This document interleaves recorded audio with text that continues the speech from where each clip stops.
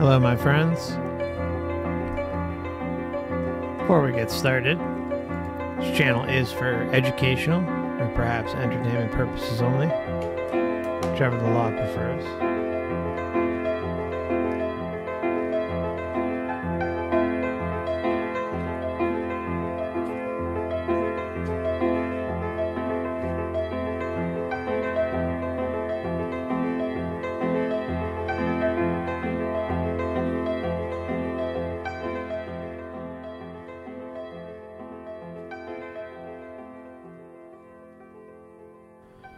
Okay, so hello everybody. Hope you all doing well out there. Just want to give a quick hello to Dave Rollman, Shannon, Roxana. Dave sent a kind super chat and said, sorry I can't make it, but 100% support your work. Thanks, brother. Appreciate you.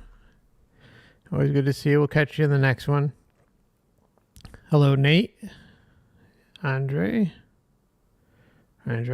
Lawrence, Tom, Mao, Action Account. Good to see you. True Detective. Hello. It was great getting to be able to chat with you on stream last week. Really enjoyed it, and look forward to talking more down the road. Hey, welcome. Good to see you. Jane, hello. If I end up repeating a few, I apologize. Nav, Seth, good to see you, my friend. Back Uni, hello. Great to see you. Casey, hello. Welcome.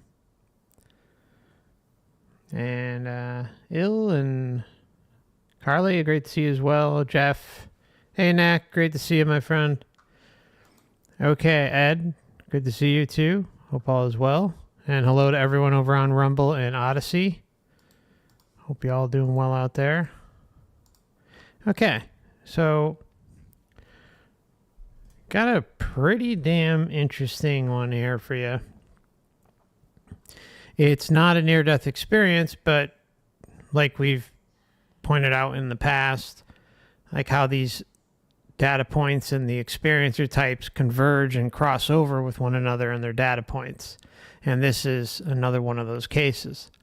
So Glenn had a very difficult childhood, health problems early on. He got to a point, I know he was working in tech in the early days. I believe it was Silicon Valley, but I'm not 100% sure. But I know he was kind of during the tech boom era.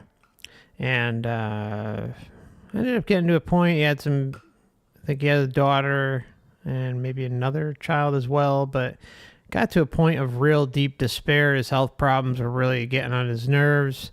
And I'll let him kind of explain the rest of that part, but he was contemplating uninstalling, and the only thing that stopped him, and he openly admits it, wasn't his children, it was Jesus.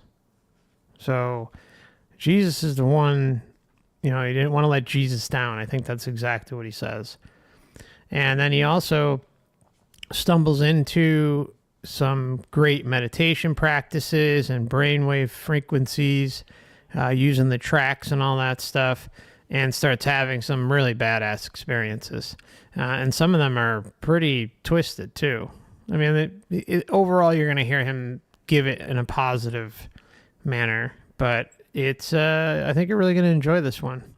It's got quite a bit, and I resonate a lot, especially with the brainwave frequencies and all that stuff. That's really helpful.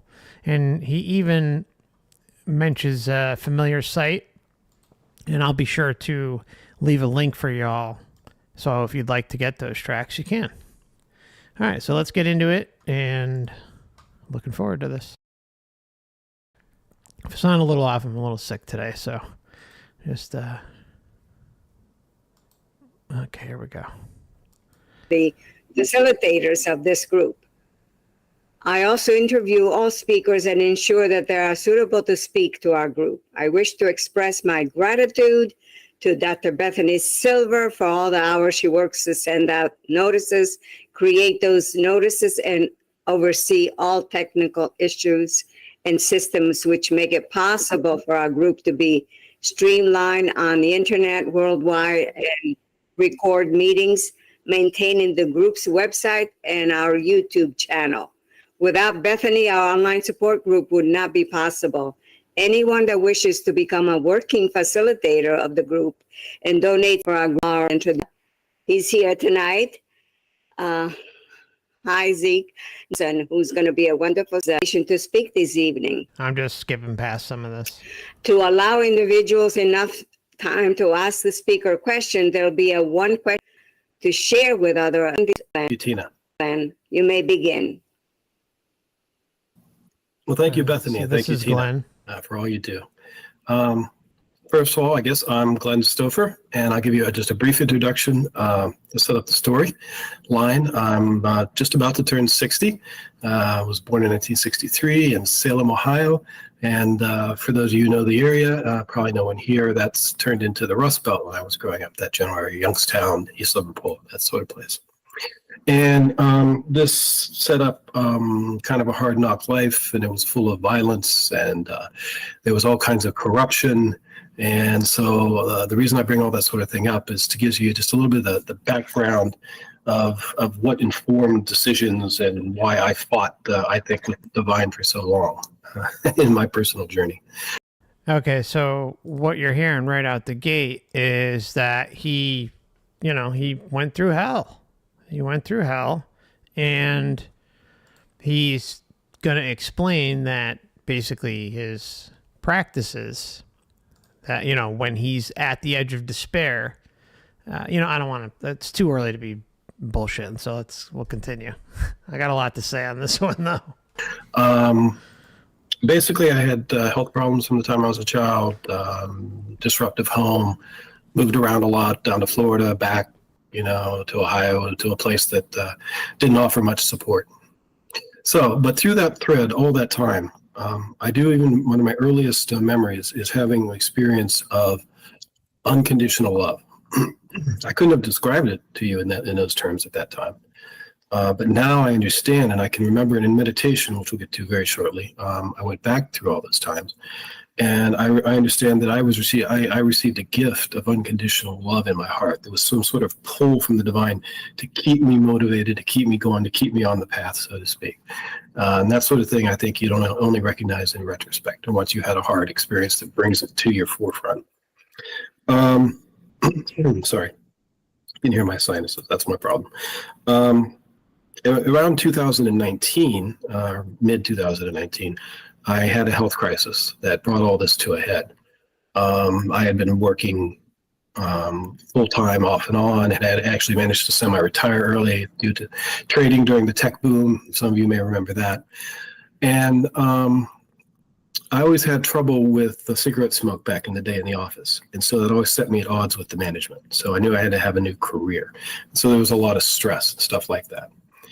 And my health kind of got progressively a little bit worse over time. I didn't get any medication for it except allergy shots.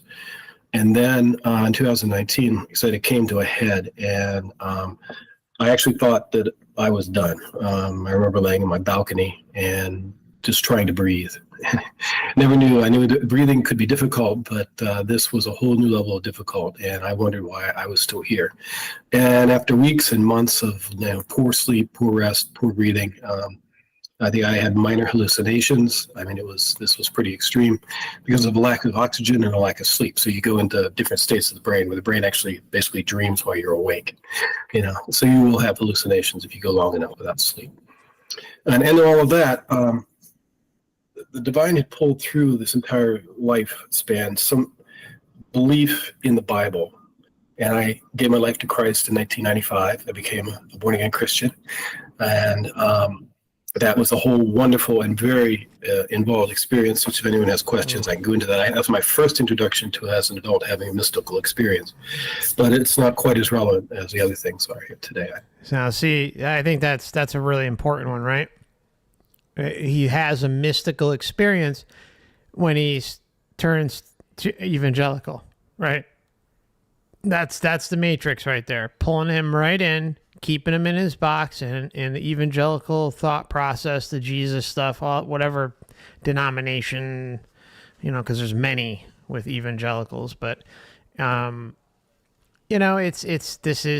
is planting the seed, right? With the matrix, it's literally kicking them in the gut from an early childhood all the way through.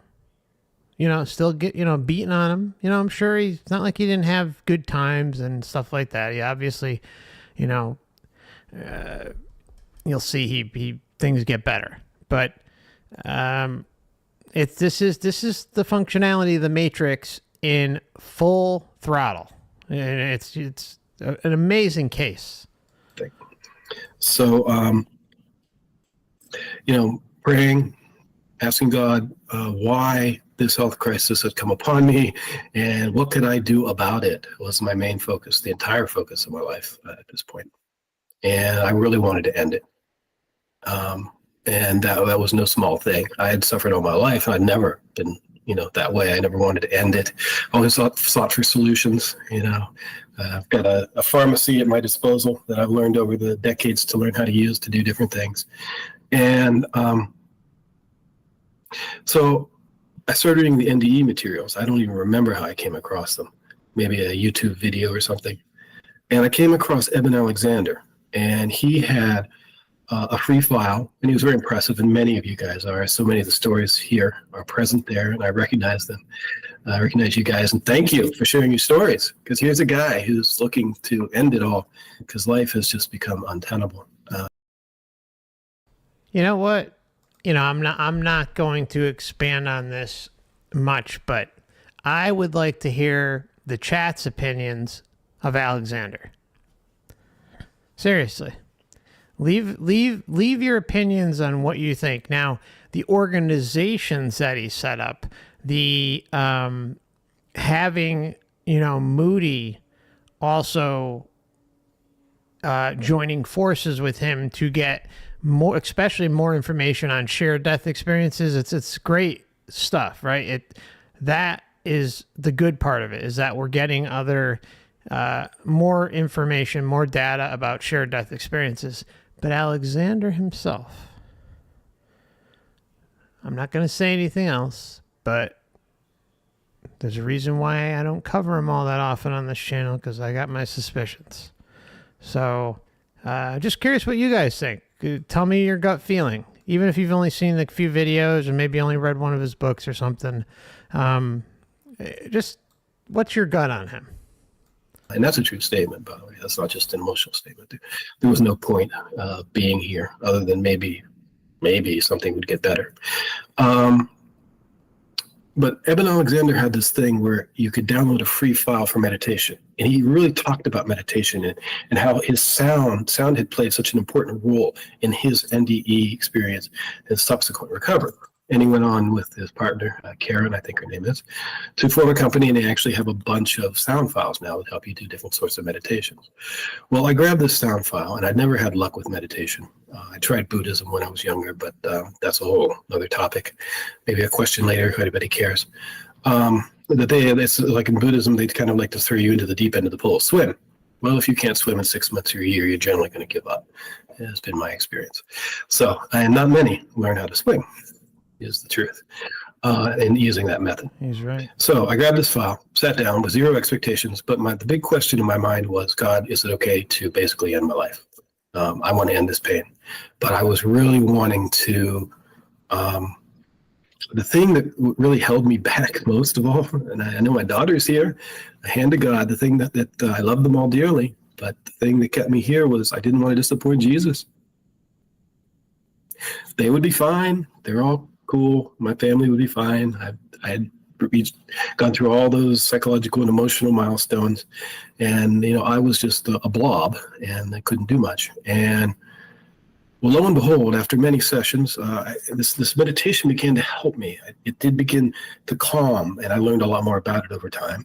But somehow it helped me to achieve a level of meditation I'd never achieved before in my life, and it was valuable. And I began, I think, to be able to actually affect my breathing a little bit. The inflammation kind of went down just a little bit. So it was encouraging me to move on. And ultimately, one day I sat down and I used to create in my mind an image of the valley of the shadow of death from the 23rd Psalm, right? And I would picture the void was where you go to meet God. Then there was the valley, and there was some sheep and some water for all the neat little imagery to involve yourself into it. And I would pray incessantly and ask God to talk to me and to tell me what should I do? Is it okay to end this? Am I going to hell if I end this? A lot of Christian churches teach that. And never having had to really face the question before, that was a big deal. And lo and behold, one day, a miracle occurred, and here I am. In some ways, healthier and better than ever, even though not really fully recovered from the breathing stuff. But my life is better than ever, and that's a miracle. Out of this void during the meditation, a giant white ram leapt out of the void. And mind you, I was thinking, God's in the void. He'll talk to me. I'll hear a booming voice. I'll see a picture of a face. Jesus will appear to me. I'm a Christian. Jesus is going to talk to me. He's my guy. He's my homeboy, right? No. A giant ram leapt out of the void. And at this point, I understand now this was an absorption, if not a mini samadhi. This was just the grace of God. And those would be yogic terms if you're not familiar. And I had no clue. But this energy took me over. And I was like a teddy bear on a roller coaster, I like to say. I had no control. I was just being shown and moved, and my consciousness moved with it. And I was totally absorbed, and energy came across my body and my mind and my soul, I guess I would describe now, but it was just an energy presence. And as this ram leapt over the valley, there was nothing but a void. And that void, this complete, I don't know why he left one void and went to another. I don't know why. But in this void, out of the valley of death, maybe that was it. He was taking me out of the valley of death.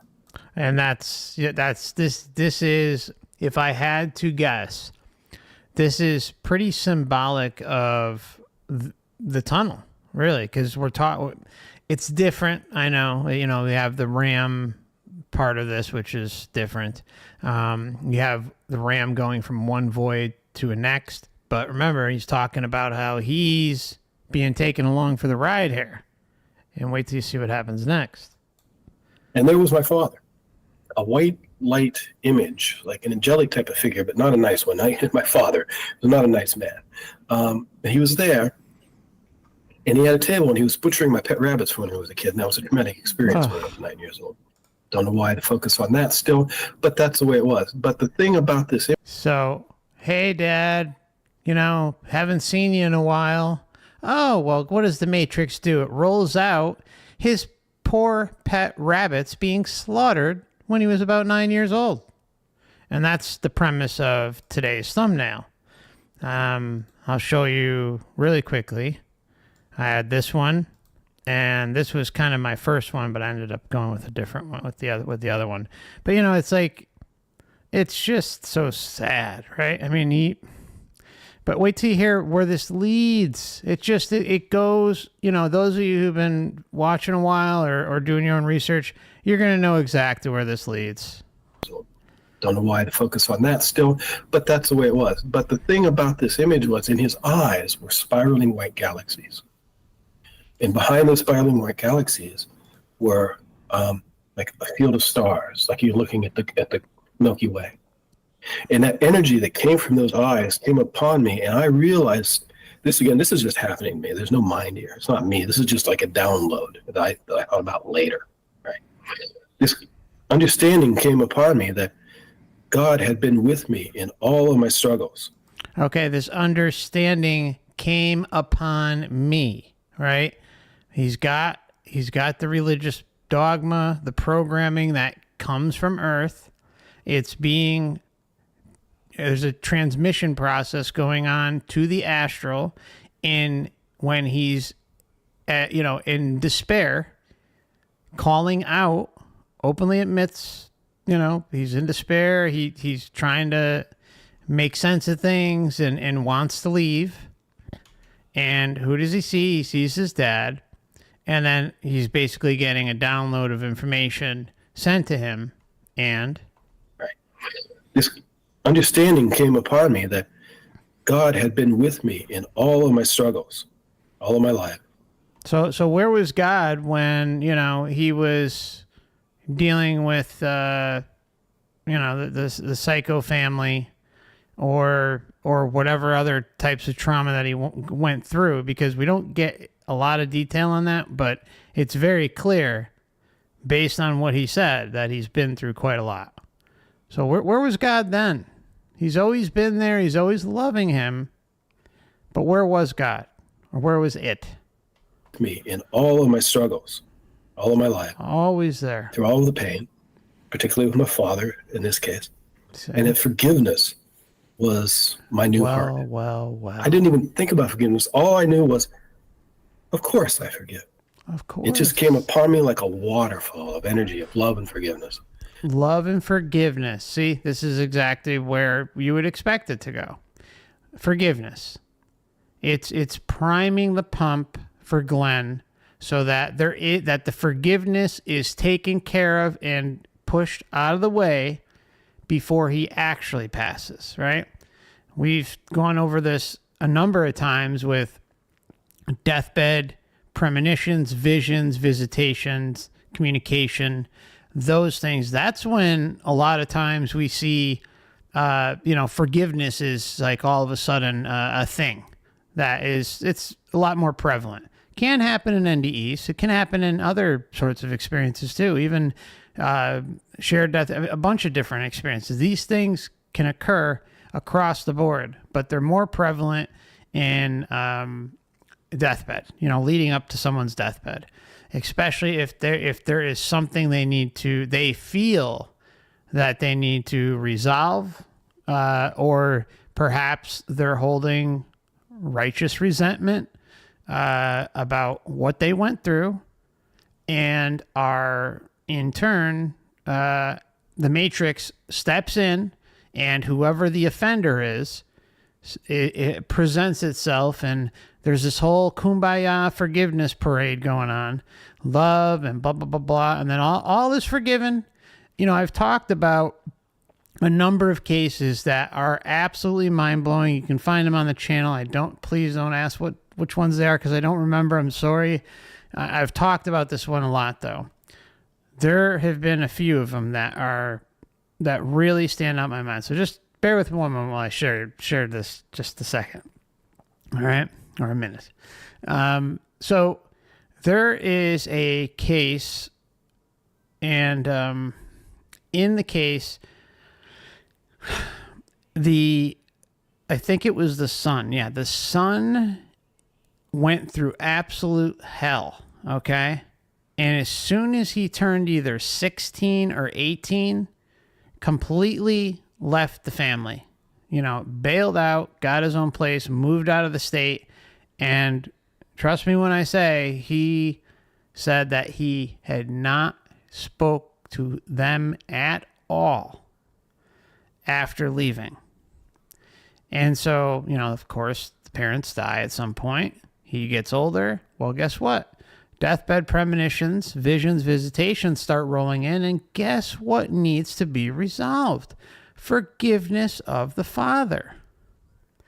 Forgiveness of the family that were beating on him and making his life utter hell. And if I recall, it was something like, I want to say like 65, 75 plus years, somewhere around there, probably like 65 years since he had even communicated a word to his parents.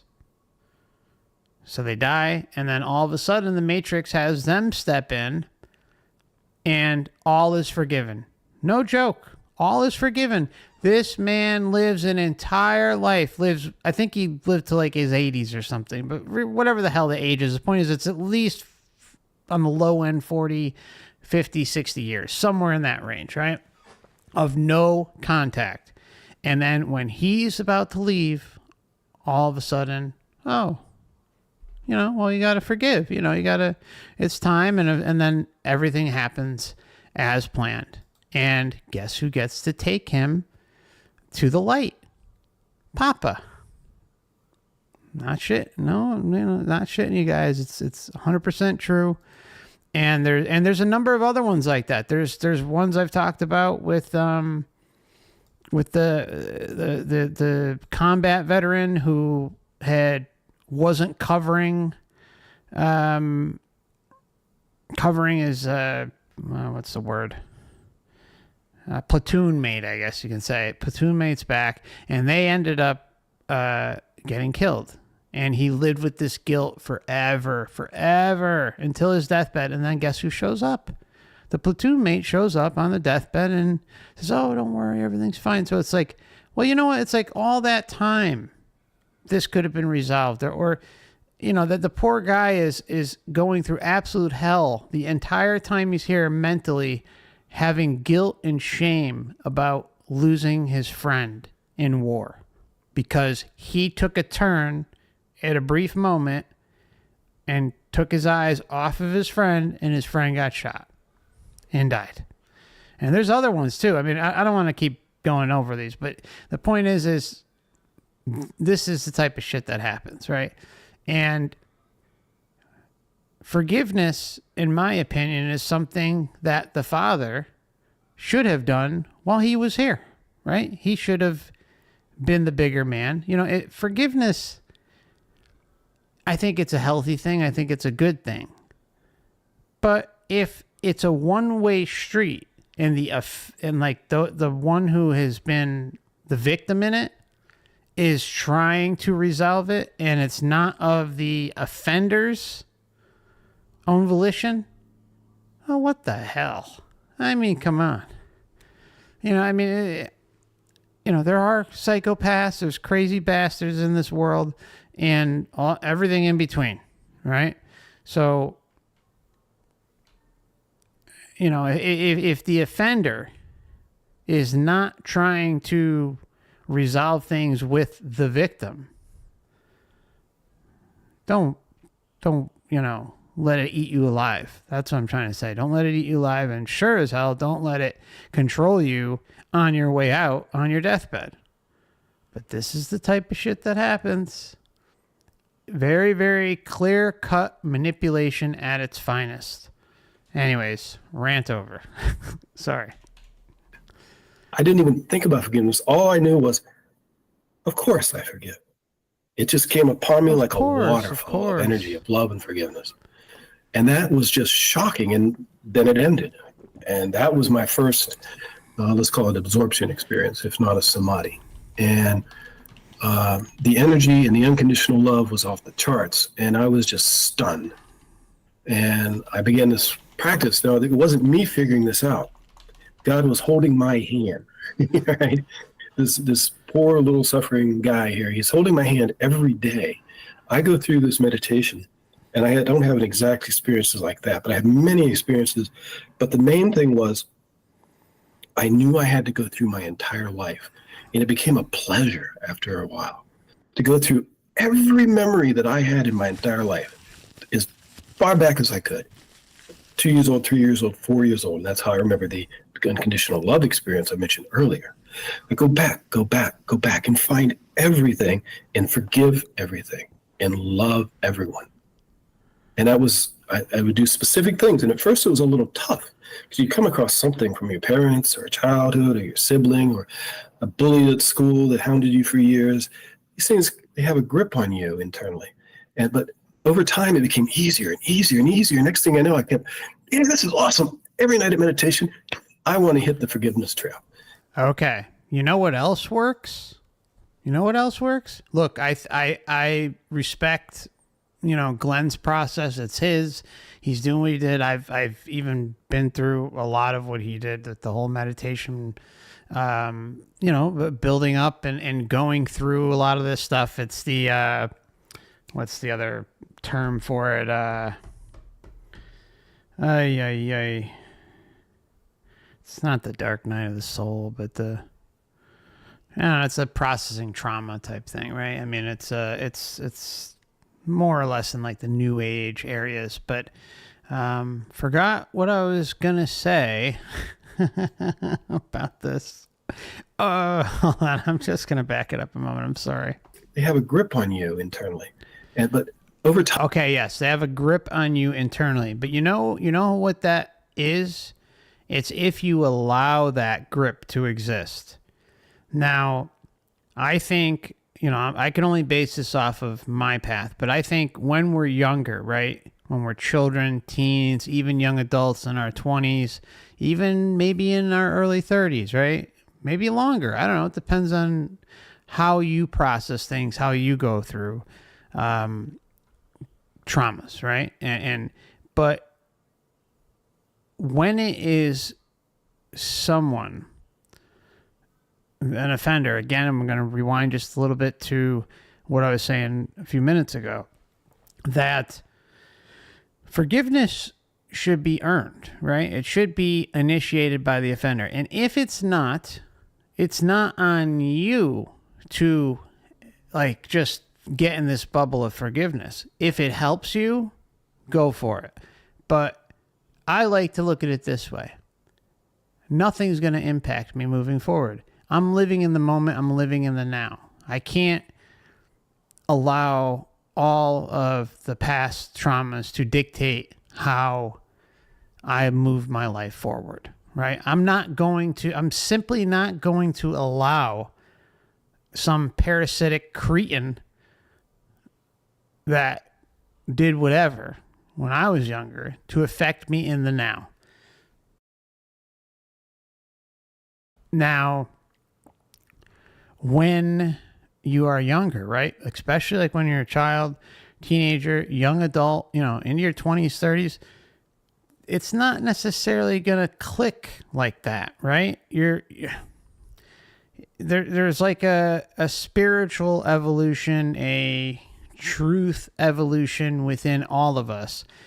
And until that moment is realized, basically the I don't give a fuck moment, I'm not going to let these things impact me anymore. Until that moment is there in combination with your own inner development and, in my opinion, like a spiritual journey, truth journey, a combination of all of it, it's not as easy to get to that point, right?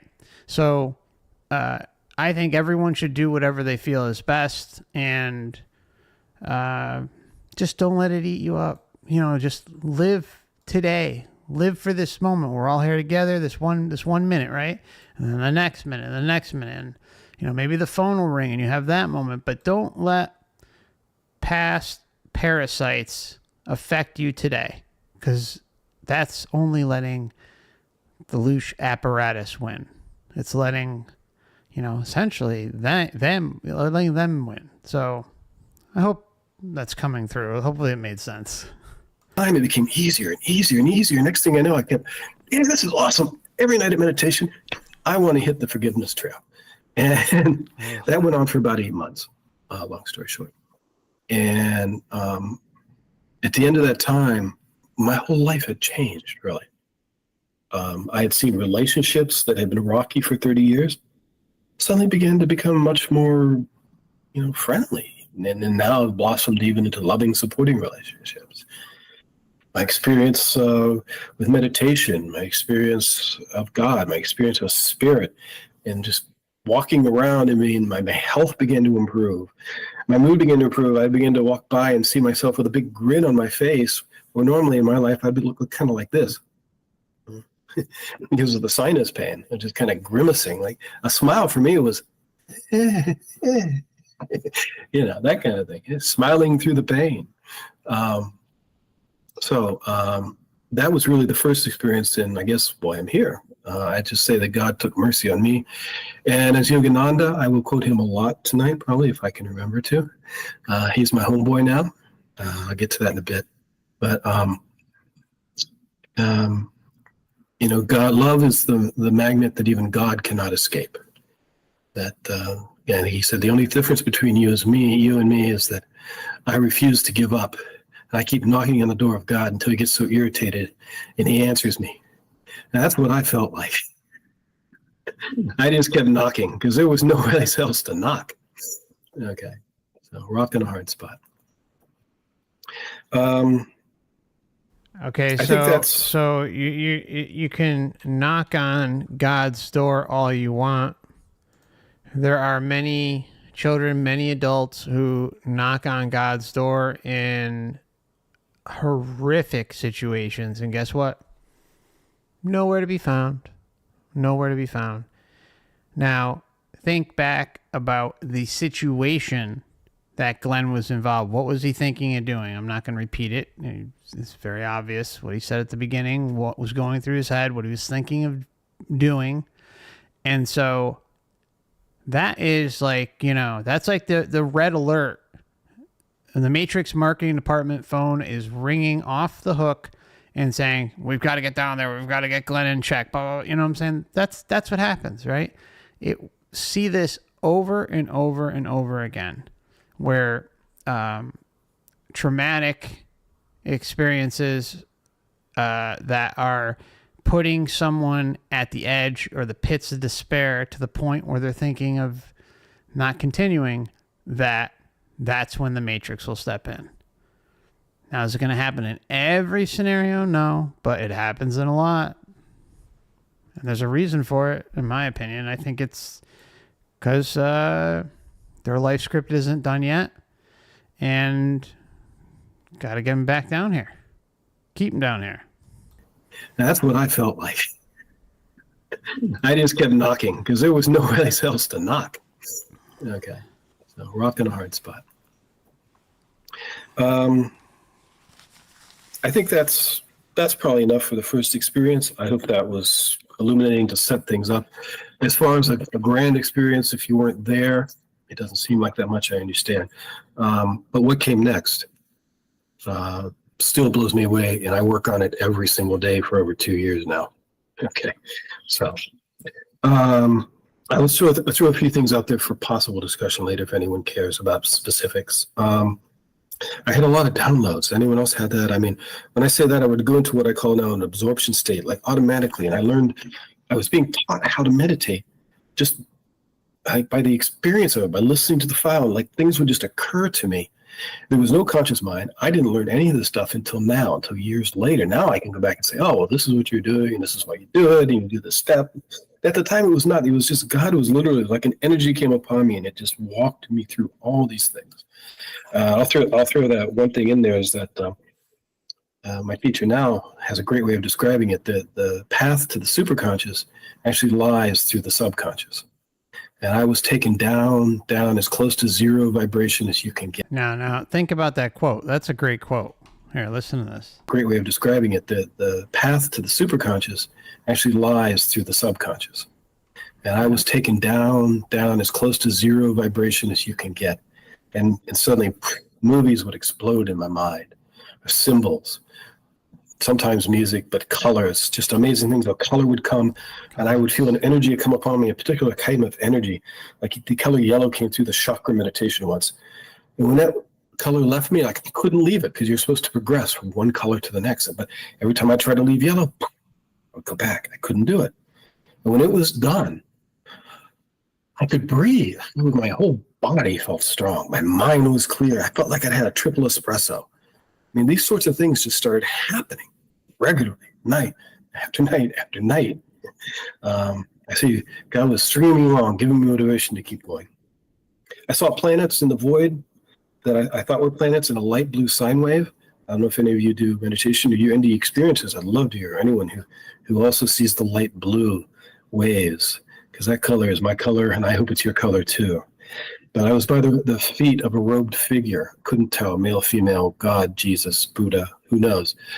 But looking to my left was a sine wave of light blue energy. And I saw planets. And then I realized my consciousness zoomed in. Well, those aren't planets. Those are universes. Floating in the creation of this light blue wave, I'll now give away the story, is love, unconditional love. Wow. It's actually the creative force. What a surprise. I'm going to back it up just a little bit too, but what a surprise that the secret is love. It's love. It's always the same thing. And yet, when you look at everything as a collective, about what's happening here, using and applying common sense about what goes on here, what goes on in the astral, what goes on in all these experiencer cases, all the experiencer different types of cases. And when you combine all that information, the flaws, the inherent flaws of the meat suit, when you combine all this stuff together, anyone looking at this can say that love is the answer, love is it, and you can identify it clearly as bullshit. Now, again, I'm not crapping on love. Love is a great thing. It's something to cherish and enjoy while here in the moment. But as far as it being like the answer to everything and anything, no, absolutely not. That's completely false. And we can go a step further and say that, you know, love is a frequency. It's part of the sensory experience that we're having. And that applies in the meat suit, but in its own way. And then it also clearly applies in relation to the afterlife if we allow ourselves to get caught up in the trickery, the deception. But, you know, they bank on us being addicted to the sensory experience. There's a reason why the love that is experienced in these types of cases or experiencer types is far more grand than it is on Earth. It's because the astral realm, the matrix overlord system, is trying to give you something to look forward to. We're chasing it. And then it's like the most insane onslaught of love and happiness and joy that one can ever experience. Remember, every single experiencer case you run across will say that the love compared, if they're discussing this specific detail, that the love compared to what you would have on Earth it's not even in the same multiverse, right? And when comparing it to what love is experienced here on Earth versus, let's say, at the light or inside the matrix astral realms. So, yeah, it's all this is showing is further reliance, further clouded vision on this, you know, the illusion that this place presents, including love. Blue waves, because that color is my color, and I hope it's your color too. But I was by the feet of a robed figure. Couldn't tell, male, female, God, Jesus, Buddha, who knows. But looking to my left was a sine wave of light blue energy, and I saw planets. And then I realized my consciousness like zoomed in. Well, those aren't planets; those are universes floating in the creation of this light blue wave. I'll now give away the story. Is love, unconditional love, is actually the creative force. Right? Now, there's some actually neat reasons to explain that more technically later. This blue wave will come in over and over and over again. Green flowers. I was told to go back to things in my dreams. I had a dream of this brilliant flowers just speaking to me. So I went into a meditation, and I went back to that image of the flowers, and it was almost like someone flipped on a switch. Bam! And a crystal conduit came from one of the flowers, hit me in the third eye, and I spent, I don't know how long, it was just like, oh, I could feel this energy just like infusing me, and then it stops. I felt blissful, but like so many things, I didn't get a text. I didn't get a message. Jesus and the angels didn't come out and tell me what it meant. So I had to keep working. That seems to be a theme in my experiences. I saw the crystal triangle in my forehead incessantly for about a year when I would meditate. It was just there. And sometimes I would kind of feel like I could sense it in other people, but mostly it was in meditation. And it was a crystal, like a clear crystal filled with the blue light, very much like that light blue light that's going to keep coming around over. Now, see, like if I was able to speak with Glenn, I would ask him, like, did you do meditations with that? Because there is, the Lucis Trust, or theosophy kind of has that connection to triangle meditation, pyramid meditation, of, you know, a visualization of that. So I would be curious, like if I was sitting down for this interview, I would ask him about that. Like, did you happen to run across that information? Did you try and apply that in your meditation sessions? But we really don't get any further information. But I've heard of other people talk about this. I don't know how prevalent it is, but it does pop up. And it was a crystal, like a clear crystal filled with the blue light, very much like that light blue light that's going to keep coming around over and over again. I found I could attach to a dream or meditation an image from before, and when I did that, when I would cast my consciousness into that bubble of that creation, if it was a beach scene, or if it was the creative scene in the void, like my imaginative powers, I guess I'm calling them, but my visual powers, my ability to maneuver just grew. Like, you're supposed to visualize things in certain meditations to lead you down the path. And they would always be kind of dull for me. Yeah, okay, there's kind of a beach. Yeah, water. Okay, whatever. But when I would attach to these bubbles that had come to me in meditation, it was like 4D. I would think, oh, yellow. And this shimmering yellow would appear, and this blue and the red, and the crystals are white. And it was just like, wow. Okay. So that's it. For experiences. I had so many of these, I couldn't even possibly list them all in an hour or two. I found Peter Panagor's online group. He teaches chakra yoga from his experiences of having to learn to deal with his NDE. And, you know, he also had a road of having to go step by step, and personally was resisting it. So I can relate to his story a lot. He has a group he does. I'll say it's a great group. It's a mystic group. And that's where I learned that this experience of the divine was not only repeatable, but it was transferable, I guess. And that's where I learned about Shaktipa and energy transference. And I found that it was portable. And sometimes when I would leave this meeting, I'd have a white light shining out of my chest. And I had people just walk up to me. And mind you, I spent, 50 years of my life being kind of a sour-looking guy. People would walk up to me, say, call me over. People I didn't know. One guy, we lived in a retirement place. I'd seen him a few times, didn't know his name, never said anything but hey to him from 20 feet away. Calls me over, and he starts telling me his life story. You know, how he was a kid growing up in communist Hungary, and he was in the military, and he managed to escape one night, and he came here and went to school. I mean, really, his life story. I'm blissful. I have this wonderful energy about me for whatever reason. You know, I'm sharing the Shaktipa and the love, and never again did he ever speak to me that way.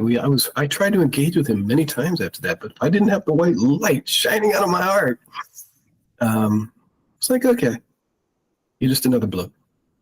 So, in any event, the next experience I'd like to talk about is the one that I hope someone here. This last week and a half, got a name for it. Didn't know what it was for like 2 years, but that's okay, because I learned that I just trust the divine. I go with what's given. Learning is part of that, studying for sure. You might call this the big kahuna. In one of these meditations I was doing, it was sort of an imaginative one, a lead one, where you're supposed to go to a crystal healing place. And then you go to a place where there's a light, and you float in this brilliant light. Well, I was floating in the brilliant light, just like any other day, but one difference. I had been absolutely fixated on the idea of where the light comes from. I was studying with many groups and many texts, and I hit one text really seemed to really hit with me, and it was getting kind of detailed about some of the stuff I'd call like the hidden side of yoga almost. It was this channeled work from a certain psychic, and I was like, I can't believe that how useful this is. This is amazing stuff. So, okay, well, where does the light come from, my friends? God is not an electron, right? And in this meditation, I'd love to talk to Glenn. A ball began to spin. Suddenly I began, again, like the Star Trek warp, but it's all black. Reality is gone. Anything I know is gone. My mind is gone. And there's nothing in my consciousness. I'm being led to see a ball spin. And it was black and white, just a little ball spinning in my consciousness, in the third eye, I guess.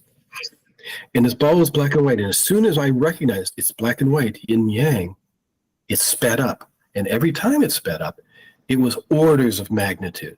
like, and then 1,000 times faster, then 1,000 times faster, then 10,000 times 10,000. And each time it was 3, we'll do this again in a minute. When it hit the third one, I would kind of like be expanded, like almost like I'm blown up or blown apart. Like, whoa. So this is energy casting itself into his sessions and, in a sense, manipulating him. I mean, remember, he's trying to find out the answer. What is the white light? What is the light? What is it? It's a big question, right? I think many of us kind of have an idea what's going on. We don't know for certain everything that's happening, but we do know there's a deceptive component with it. That much is very clear. So when you have someone like Glenn doing some exploration, connecting in big ways, and then he goes and asks that big question, well, shouldn't shock any of us that the Matrix is going to step in and make sure to remedy this situation and can take control of it. Times 10,000. And each time it was 3, we'll do this again in a minute. When it hit the third one, I would kind of like be expanded, like almost like I'm blown up or blown apart. Like, whoa. And then the next part of the experience started. So the ball sped up 3 times. It was now a gray ball, which I've been having a gray ball experience for over 2 years now, if you're keeping track at home. And this ball began to spin around me. Okay, instead of being isolated, it was now started moving simultaneously in all directions at like hyper speed. I could feel it down around me and begin to form a spear. And it sped up 3 times again. And each time it was like an infusion of energy. Just, oh, it's like, oh, wow. Whoa. And on the third one, I won't do it on screen because I'd have to jump about like a hyena. I mean, it was just like 10,000 times 10,000. I say that infinite. There's no measurement. There's no description. I learned the word ineffable. I know what that means now. There is no human experience. And this was the start of the experience. The real experience began when I was encased in a sphere of stillness. This motion going around me so fast. It was Okay, so what did he say? He said he was encased in a sphere. Encased. So he's inside a matrix component. And, you know, he's way past the point of no return because he's buying what the Matrix sells, hook, line, and sinker. I mean, from start to finish, there's nothing in between. I mean, sure, he did want to question the light. He did want to find out more information about it, but in reality, you know, he's in such a position where his sovereignty is just destroyed that the Matrix is going to be able to step in no problem. You know, he's asking for answers from outside sources, and the Matrix is delivering in its own perverse way. Part of the experience. The real experience began when I was encased in a sphere of stillness. This motion going around me so fast. It was infinite speed. Boom. Stop. It was stillness. And it was in this stillness that I like bathed in it for a moment. It was just experiencing the stillness. Like infinite speed creates stillness. So the idea of the consciousness of God being at all places at all times, right, became a living reality to me. I hope I'll cover that, maybe explain that more in just a few minutes. So, but then once I'd had a moment or whatever in this sphere of stillness, suddenly I heard laughter, the faint hint of laughter off to my right. Okay. Of course. And it was like a tunnel had opened up. And from this tunnel came laughter and bliss. And when I say bliss, please hear me. This is no human experience. Here we go. I can't emphasize that enough. I was 55, 56 years old. I didn't know a human being could feel like this. I've heard people describe hard drug experiences. I don't care. Give them to me all at once. Nothing can compare to this. As Yogananda says, once you've tasted God bliss, nothing in this world will ever tempt you again. Okay, nothing in this world will ever tempt you again. Yeah, in this world, but what about the worlds that are related to this world, aka the Matrix, aka the Matrix reincarnation soul trap? All this is doing is trading off one sensory experience and addiction for the other. I mean, you heard it from him. He's no exception. There's so many out there, just like we were talking about earlier, who openly admit that you cannot compare the level of love and bliss. You just can't. It's just not even close to what can be experienced here. And it's like that for a reason, my friends. To pursue the deception further. I didn't know a human being could feel like this. I've heard people describe hard drug experiences. I don't care. Give them to me all at once. Nothing can compare to this. As Yogananda says, once you've tasted God bliss, nothing in this world will ever tempt you again. I lived that. I didn't know what it was at the time. I walked around asking other people. I don't know, for a year. I'm describing this to people, and they're like, either this guy's a little nuts, or if you're in the NDE community or different types of mystical people, they're like, oh, okay, that's kind of nice, but I don't really know what that is. Like, okay. Well, I finally got an answer for that. But that bliss, I'm still learning what that bliss means. And I'll give the plot away here just a little bit. I now understand the study of yoga, practice, various teachings, so on and so forth, that they might refer to this as the Annamaya Kosha. And I believe just the past 6 months or so, I've been able to work this out, that it actually relates to the doorway. If anyone's read The Holy Science by Sri Yukteswar, I would highly recommend it. It's a little technical. The yoga parts is a little dry, the beginning of it, if you're not into this sort of thing about astrological stuff. But once he starts getting into the sutras and he starts describing things, you get a much more technical understanding of some of the things that we just kind of gloss over because we experience something, but we can't really understand what it is. And I have lived that the past 2 years. So I'm your guy for, sympathizing with confusion. Trust me. But I try to describe this. The closest I've ever been able to come, if anyone else has a better one, I'd love to hear it. I describe it as 1,000 orgasms simultaneously. And that's just because I don't know what 10,000 feels like. Maybe it's 100,000. I don't know. But there is nothing else. And I was a blessed child for the first time in my life. I lived nearly a year in a state of grace. My teacher now tells me that I was starting to live in the absorption. I didn't know what that was. All I knew was that I was blissed out all the time. And if people got upset about something, all I could think was, dudes, it's no big deal. Look, cut it all around you. Feel the energy. It's great. Everything's great. Life is wonderful. That was me for a year. But not everybody likes to hear that all the time. Okay. I began to have this experience of that ball, right? The ball would spin, particularly in meditation, but it was all the time now. Like if I'm sitting here talking to you, if it's been, it's a little, I've gone through some other changes now, but for about a year or so, a year and a half actually, if I'm sitting here talking to you right now, I would be aware of a ball spinning around my head while I'm sitting here talking to you. In my mind's eye, I guess, the projection, internal vision. And when I would meditate, the ball would speed up and I could move it a little bit, but generally it stayed around the head, but I would feel also twisting, spiraling energy in the body. And this also stayed with me. So I was in this constant state, and this motion was like I was surrounded by an electric aura of bliss. And it just kept moving, and I was like, I don't know what this is, but I don't care. What did he just say? He said, I don't know what this is, but I don't care. Because it's so powerful and so overwhelming and so blissful and so loving and so great that, it's like, hey, I don't care. Again, like we've compared it on the channel a number of times to the drug dealer, right? That gives the free sample on the street corner. They're not giving the free sample because they're nice. They're giving you the free sample because they're hoping that you get addicted and go back the next day.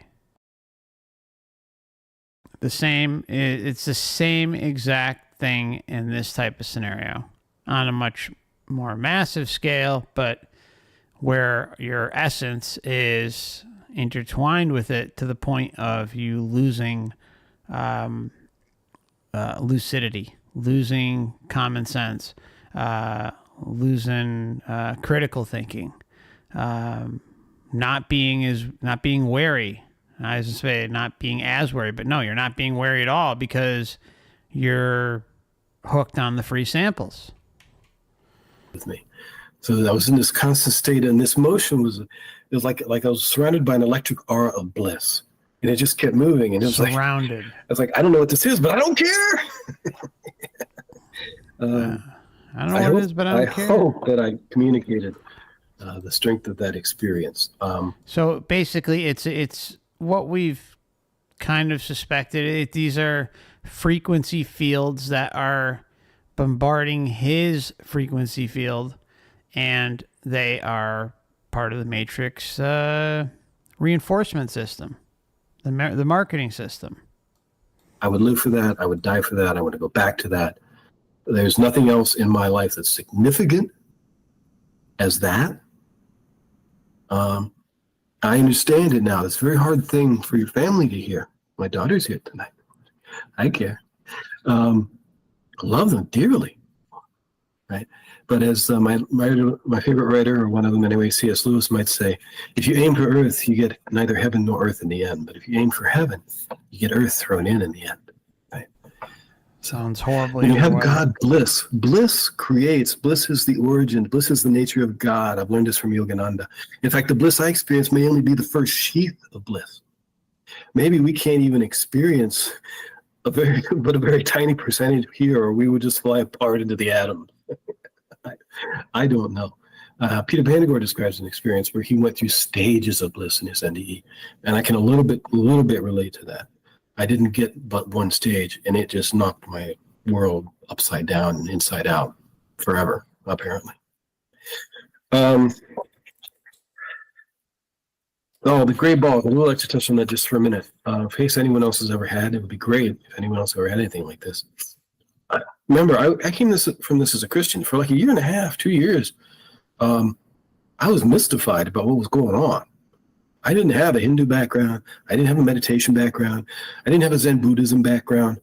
I didn't have, and when I talk with even the NDE people, they all have very specific experiences, and it's wonderful. But nobody seemed to understand what the blank was going on with this thing. And I would just walk around. Like I remember one time I was with my daughter and my wife at a restaurant, and things would just, like I would be hit with an extra wave of it. Could feel the waves of bliss. I looked out to the tree that was growing out in front of the restaurant, and my hand just automatically goes up like this. And open my hand so you can see it. And I'm seeing the little gray balls creating my hand. And they're the same little gray balls that are making the tree. And I feel like a magnetic connection. Like, brother tree. I mean, I walked through the woods were amazing. I've had this. I can go up to a tree now, and especially if I'm feeling bad, I used to do it in healing groups all the time.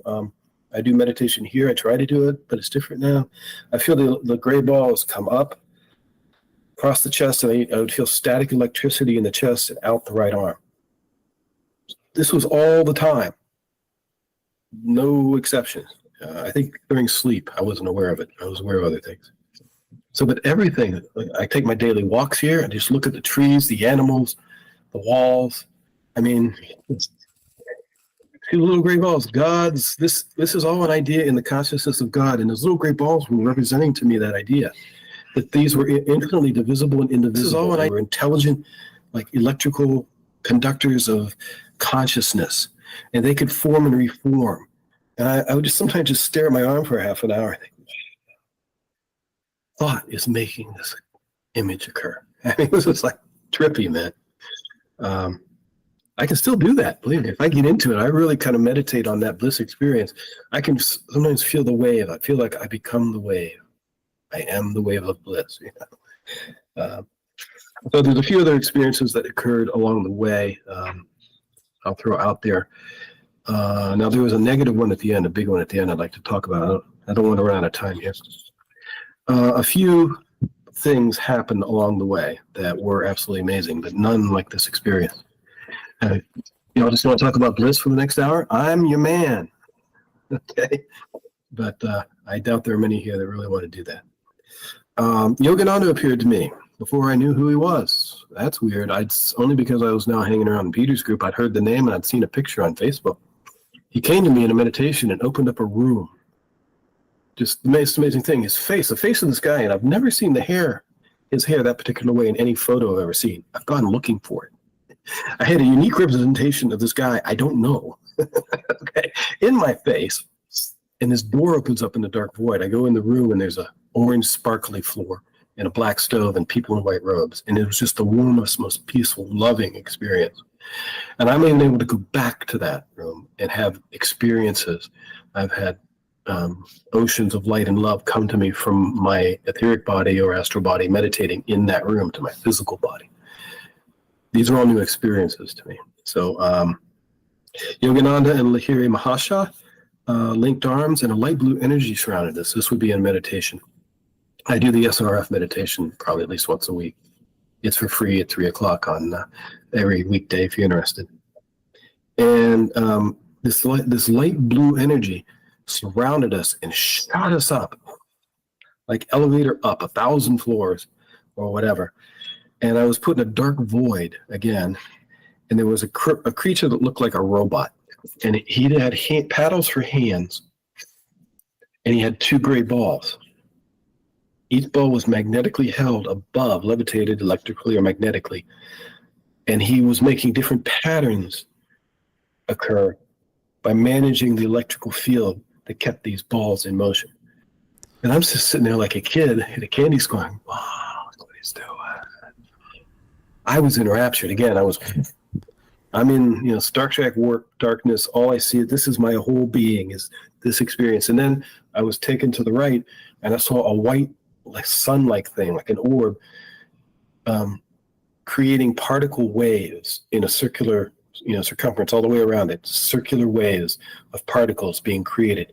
And when I saw that creation of particles, these are just sparks of light. I don't know what kind of particles they are. I might get into that in a minute. There are different levels of particles, you might say. But it might have been souls. It might have been material universe. Probably not material universe. Might have been photons. Might have been spiritual light. But in any event, it was bliss. Again, anytime I found that bliss now, I paid attention. I'm sure you paid attention because that's the whole point, to keep you distracted, to keep you going back for the samples. My personal read on this, and I don't have 100% verification, but I think good, is that was Babaji. And I was being helped again, because that occurred when I tried to meditate with Yogananda and Lahiri Mahasha. And this energy came out of nowhere. And that energy has come to me out of nowhere quite a few times. One of the next greatest experience I ever had, besides the big kahuna bliss, was the river of blue light. Okay, I think what I'm going to do is pause it there, my friends. I got to take a quick break. And we'll be right back. So probably only be 5 minutes. So hang in there and see you shortly. Thanks so much.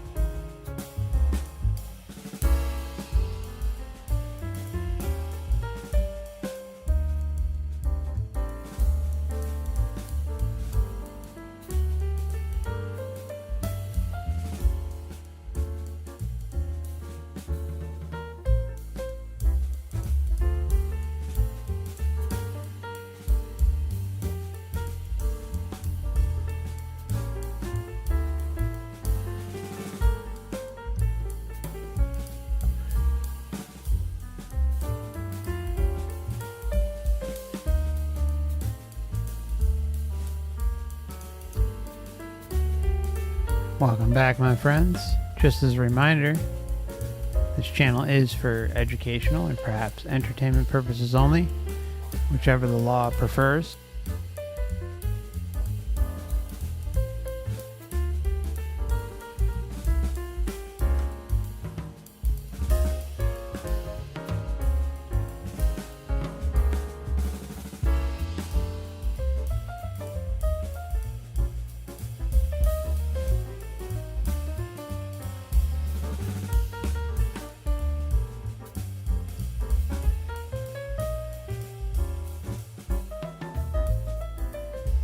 Hey, David, welcome. Good to see you.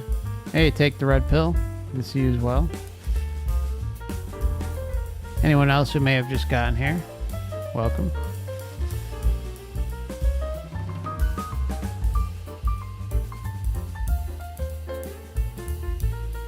I want to give a big shout out to Roiling Water over on Odyssey and anyone else watching over on Odyssey and Rumble. Thanks for joining us tonight.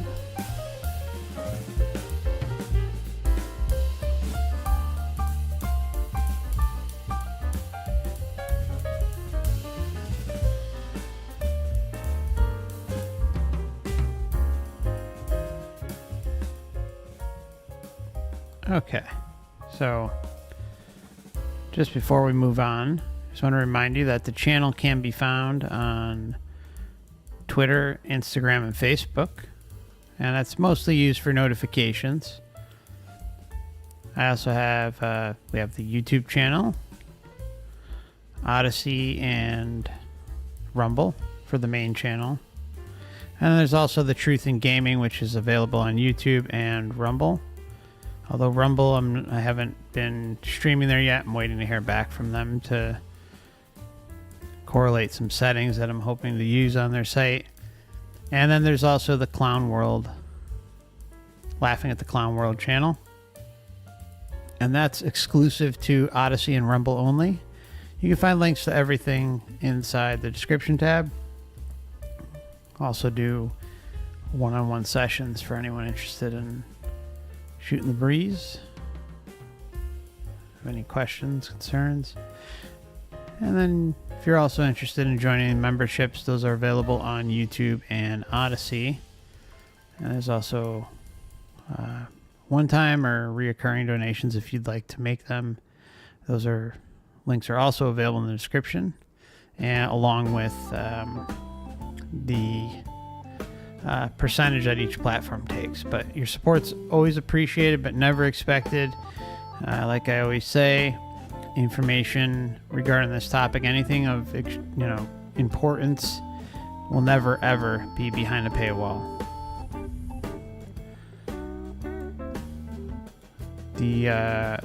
We do have a monthly members live stream, and there's also a couple years of videos available for that if you are interested.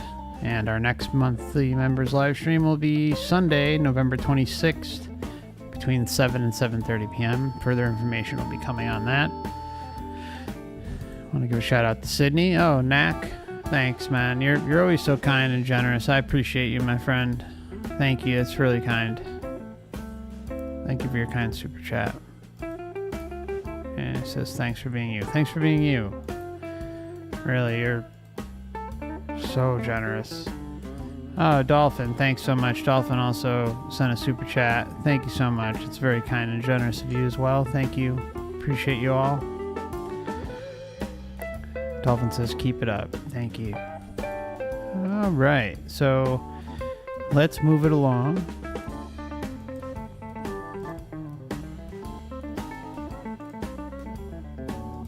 We're going to go into the second segment.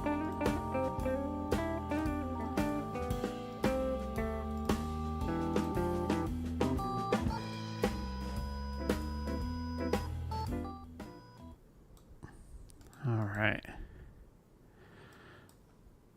The facilitators Oops.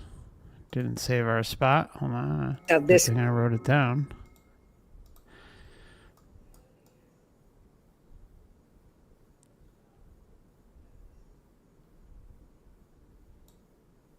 Okay, here we go. Particles. Now, these are just sparks of light. I don't know what kind of particles they are. I might get into that in a minute. There are different levels of particles, you might say. But it might have been souls. It might have been material universe. Probably not material universe. Might have been photons. Might have been spiritual light.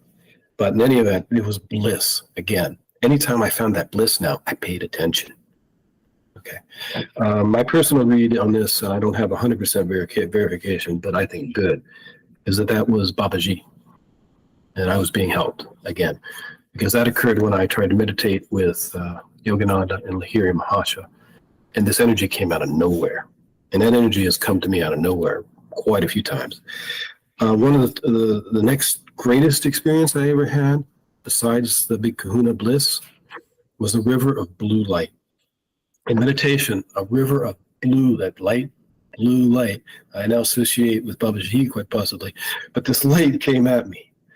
And as this light came, it entered my third eye and then filled my body. And as it did that, I felt complete and absolute unconditional love.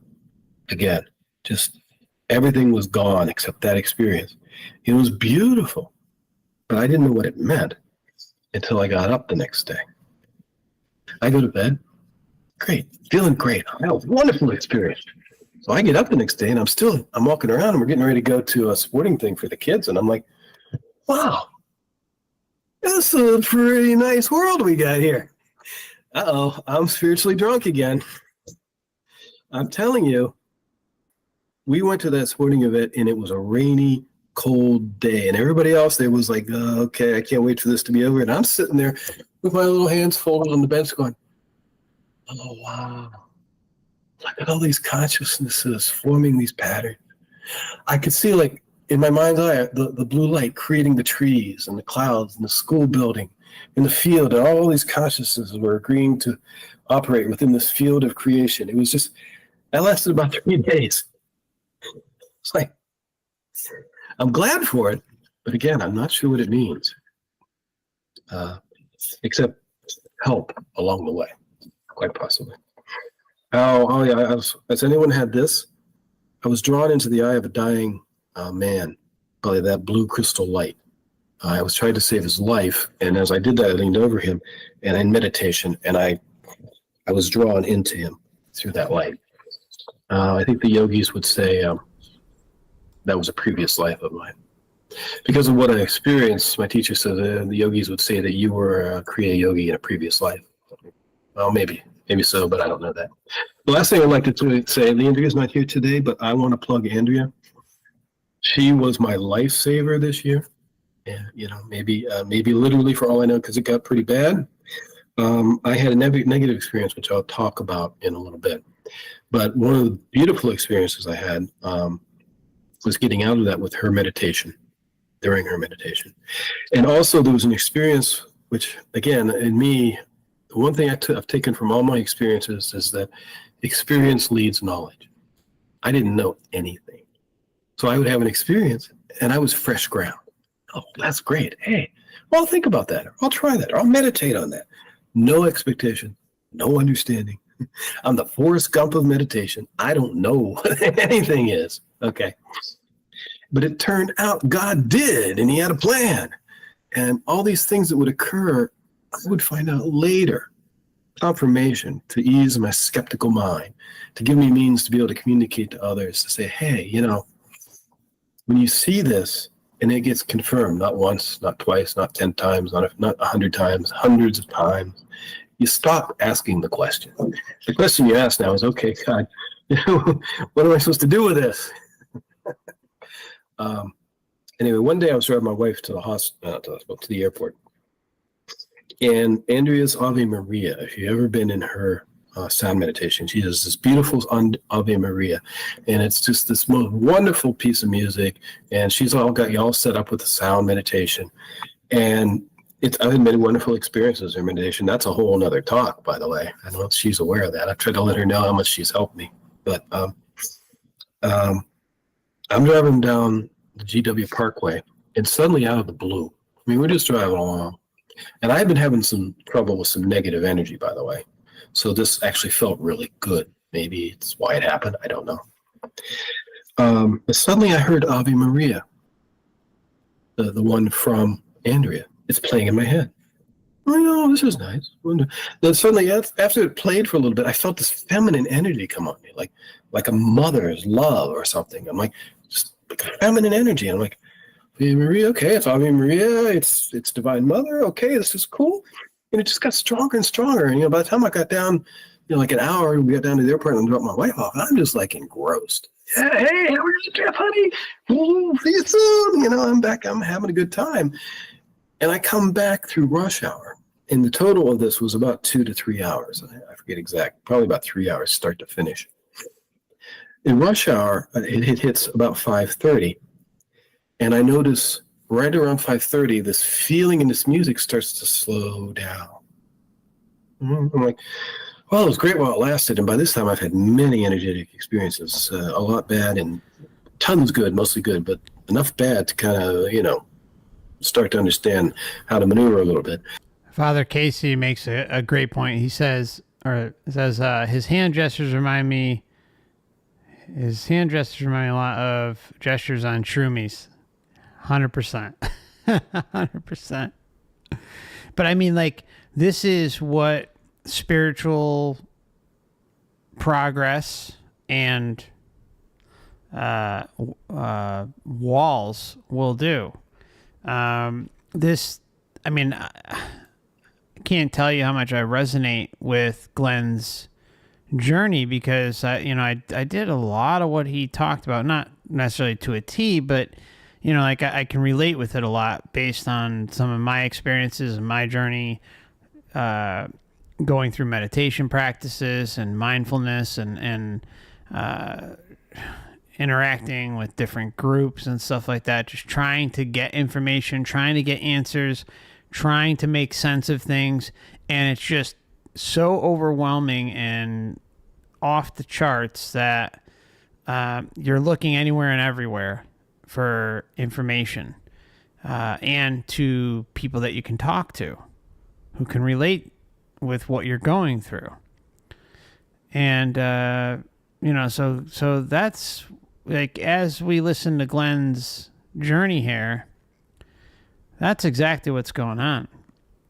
He's trying to find answers. He's trying to make sense of things. He's trying to find like-minded individuals he can speak with to further his explorations, and at the same time make better sense of things. But making better sense of things inside the matrix construct isn't easy, and there's all these firewalls put up in place to distract and divert our attention and our seeking to the matrix. And that's the sad part of it, right? I mean, I think Glenn's a good guy. I mean, I would love to talk to him. And I may reach out and see if he'll come on at some point. But,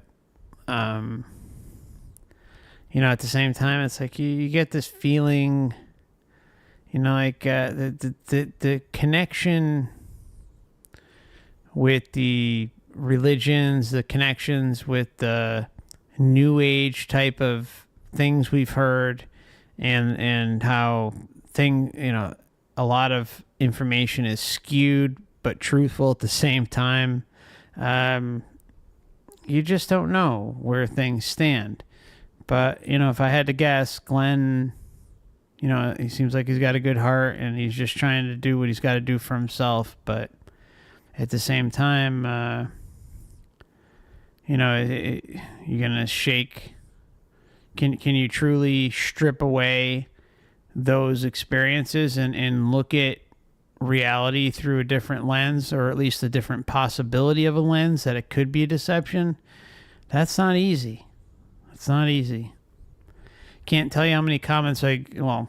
It's not a lot, but I've gotten enough over time where some people say, "Why don't you just have these people on?" And blah, blah. It's like, yeah, I can have them on, but it's, when you start listening and reading and watching experiencer case after experiencer case over and over and over again, where these people stand. You know where they stand, and their testimony is their testimony. Having them on is really, I'm totally down to have experiencers on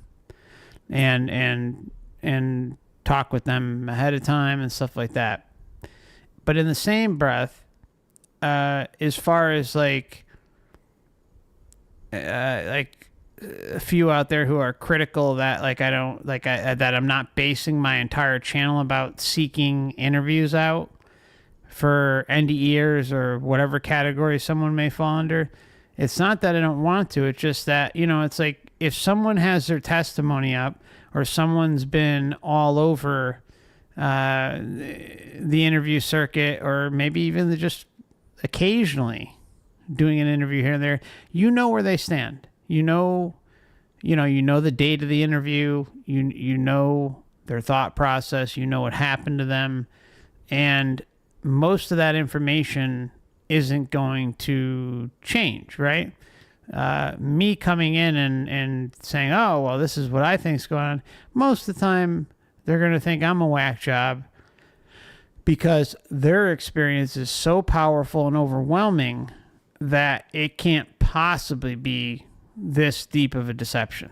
See, that's where the problem is. But as far as like, I'm open-minded all the time to have experiences on and try and plant the seed, but I think that only goes so far. And so anyways, just thought I'd put that out there. Tons good, mostly good, but enough bad to kind of, start to understand how to maneuver a little bit. And I could feel the energy was dropping. And I'm like, oh, wow, that was just fantastic. Thank you, God. Again, I didn't know anything. You know what I found out when I got home? I looked it up later. It was the day of the spring equinox. And at 5:30, the equinox was exact in our time zone. And this is the Hindu balancing time for Shiva, the balancing for male and female energies. And I could feel it start to drop off after the equinox peaked. And it took about a half an hour. And by the time I was getting towards home, I had no more Ave Maria, no more feminine energy. I was just kind of back to me. Yeah, kind of nice. That was a nice experience. So then I looked it up and I'm like sitting there looking at my wife and I was like, hey, have you seen, today's the equinox? Holy crap. So anyway, that was a tremendous experience. And it involved Andrea. And I'll get into a little bit later how important she was to me in another way in a minute. I did have, we're not running out of time here. I'll try to be quick. I did have a negative experience. I really questioned about whether I should bring this up or not. Like I said, I had energy spinning around my head and in my body. And it was blissful and wonderful, but I was hanging out with people who are like really into psychic gifts and healing and all these wonderful things. And they're like, oh, I can read the Akashic records and so can do healing and so can do this. Like, well, I've got a ball spinning around my head. What can I do with this? Okay. And so I sought out help, and the help I found turned out to be bad. So I went through, I turned to an occult ceremonial white magic, as they call it, practitioner. And at this time, I had convinced myself by listening to other people that it was a Kundalini awakening. And this guy had professed to have been through this, and he was going to teach you how to manage that energy. So there were certain processes. And long story short, you invoke angelic energy into your body in different ways, into different parts of your body, working with the different elements. There's some of the stuff is true, but you don't want to mess with things you're not ready for, and you don't understand. That's a big lesson that I should have learned a long time ago, I guess. But this whole new world for me was just amazing, and nothing had been anything but blissful till now. So maybe this was my big lesson here. This practice worked amazing. Like I said, I've had a weak body my whole life. I talked earlier. I've had lifelong problems with breathing in particular, but also weight problems when I was a kid and other things. So I got a strong body out of this. And I began to think, wow, this guy knows what he's talking about. I mean, I would grab weights. Like I said, I'm almost 60 years old. I'd grab weights I could do, a dozen reps with, and I'm swinging around like I'm a teenager. 20, 30, 40. Yeah, hey, here, have some weights. I mean, my body got amazingly stronger, and that's the earth element aspect of this. That's what you start with. Well, then you go into the air element, and you start invoking energy into the mind. And that's when it went very badly. I noticed the first day I ever did this particular type of exercise. Now, mind you, I'd had like a month of nothing but progressive goodness. I mean, everything in my life is just getting better day by day, and now I'm even physically healing. I'm like, holy crap. And so when I had a problem with the mental focus, the very first day I ever did it, I was in traffic and somebody honked behind me. It was completely, they were being a jerk. I mean, I don't even think the light had finished turning pink before he hit the horn. So I noticed it, and me, I'm like, I wouldn't have thought a thought. But my mind began to work by itself. I began to have a process in my mind that I ended up having to fight with, because it kept saying, well, he's being a jerk. I'm like telling myself this. Well, I know he's being a jerk. Who cares? Let's go buy groceries. We're going to the grocery store. So but he's being a jerk and you should be angry about it. No, just be peaceful. I don't know why this is bothering me today. That's loosh right there. No, just be peaceful. I don't know why this is bothering me today, but it was. So, okay, move along. This progressed. And it ultimately got to the point where I would go into meetings with a group that I belonged with, and there was someone there who I think liked to project their energy onto you. And maybe doing it, this is one thing about like doing things you don't fully understand. If God has led you to do something or giving you something to do, that's amazing. But a lot of people are searching around and they can fall prey to believing easy explanations for things. Let's put it that way. And caution first would be the word I'd advise. So this person liked to believe that he could fill the whole group with joyous energy. Well, this presence in my mind didn't like control of my energy field by anyone else. Okay. And I began to really, and he was so opinionated about various things. Some right, some wrong, not like he was always wrong about everything, but there were like little things you could pick at, and sometimes he was off base, even though he's right 8 times out of 10, 2 times he's off base. And you're like, but this energy in my mind now wouldn't let it go. And I was fighting it. This went on for, I don't know, a couple of months until I pulled the plug, and I'm like, this cannot go on. This is just absolutely miserable. And my body began to get weaker from the first day I stopped. I noticed that energy drop off. I kept thinking to myself, well, this is so powerful. Maybe I'll die again. Because you're not feeding it as much, too. I mean, it like being aware of the loosh, the mind parasites, Priest is saying in the chat, like knowing that exists is a big part of it. Knowing that entity interference or possession and these types of things can happen, and that we are in a more vulnerable state. It's difficult when someone isn't aware of those things. So they're more apt to be a conduit for an outside energy source or being, entity, whatever you want to call it. Just in my mind, I'm thinking, with that kind of power, if I just walk away and this thing drops me, like from a 50-foot cliff, maybe I'll just die. I didn't know. So it was day by day, and I got weaker. But the mental stuff, I come to find out that they can manipulate your energy body. So there were residual problems within the structure of what makes Glenn left over from their effect. And they may have still had some light hold on me. I believe they probably did, by what I discovered later. So just stopping the practice didn't get rid of it. I basically invited them into my energy body. Not a good thing.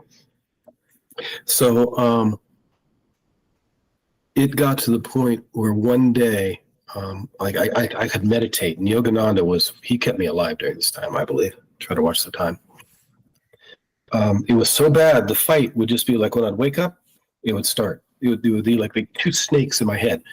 So see, he's relying on an outside source to, quote, protect him, instead of going within and taking a sovereign path or a sovereign look at who and what he is. He continually relies on something outside of himself, which opens the floodgates even further. I mean, you can hear it as we move along in this entire testimony, or this experience, or all these experiences that he's had.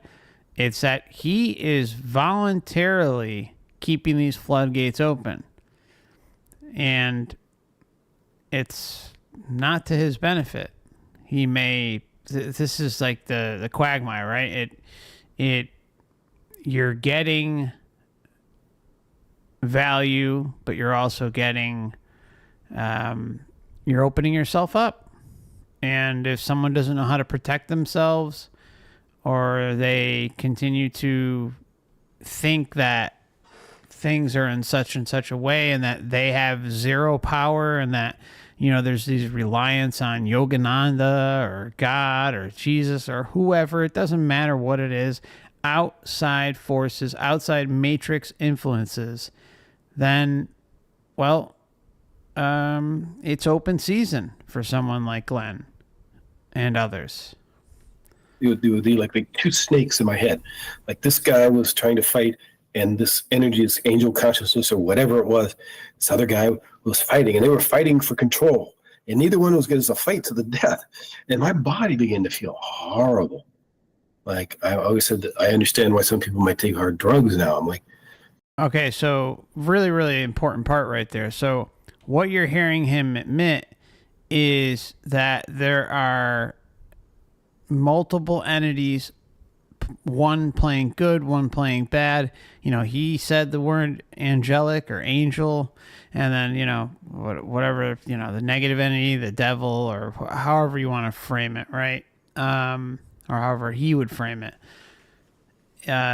So with that, they, you know, he doesn't realize that these are two sides of the same coin. This is the same system, the same matrix playing both ends of the spectrum. And here he is stuck in the middle of it. And he wants the good, right? He wants the good, but what are they doing? They're draining him of his energy. He's feeling like crap. Well, where's the, you know, he knows within or exterior to him that there is something fighting over him, aka a loosh harvest, an energy harvest of him. But because of our dualistic thinking, because of his view on things, and to no fault of Glenn at all, it's understandable. This is how we're programmed and brought up and navigate this world through the realm and lens of duality. But to go a step further or go much deeper and consider that, you know, maybe it's two sides playing on the same team, that's where a lot of people get lost. That's where a lot of people don't want to acknowledge that something like that could be a possibility.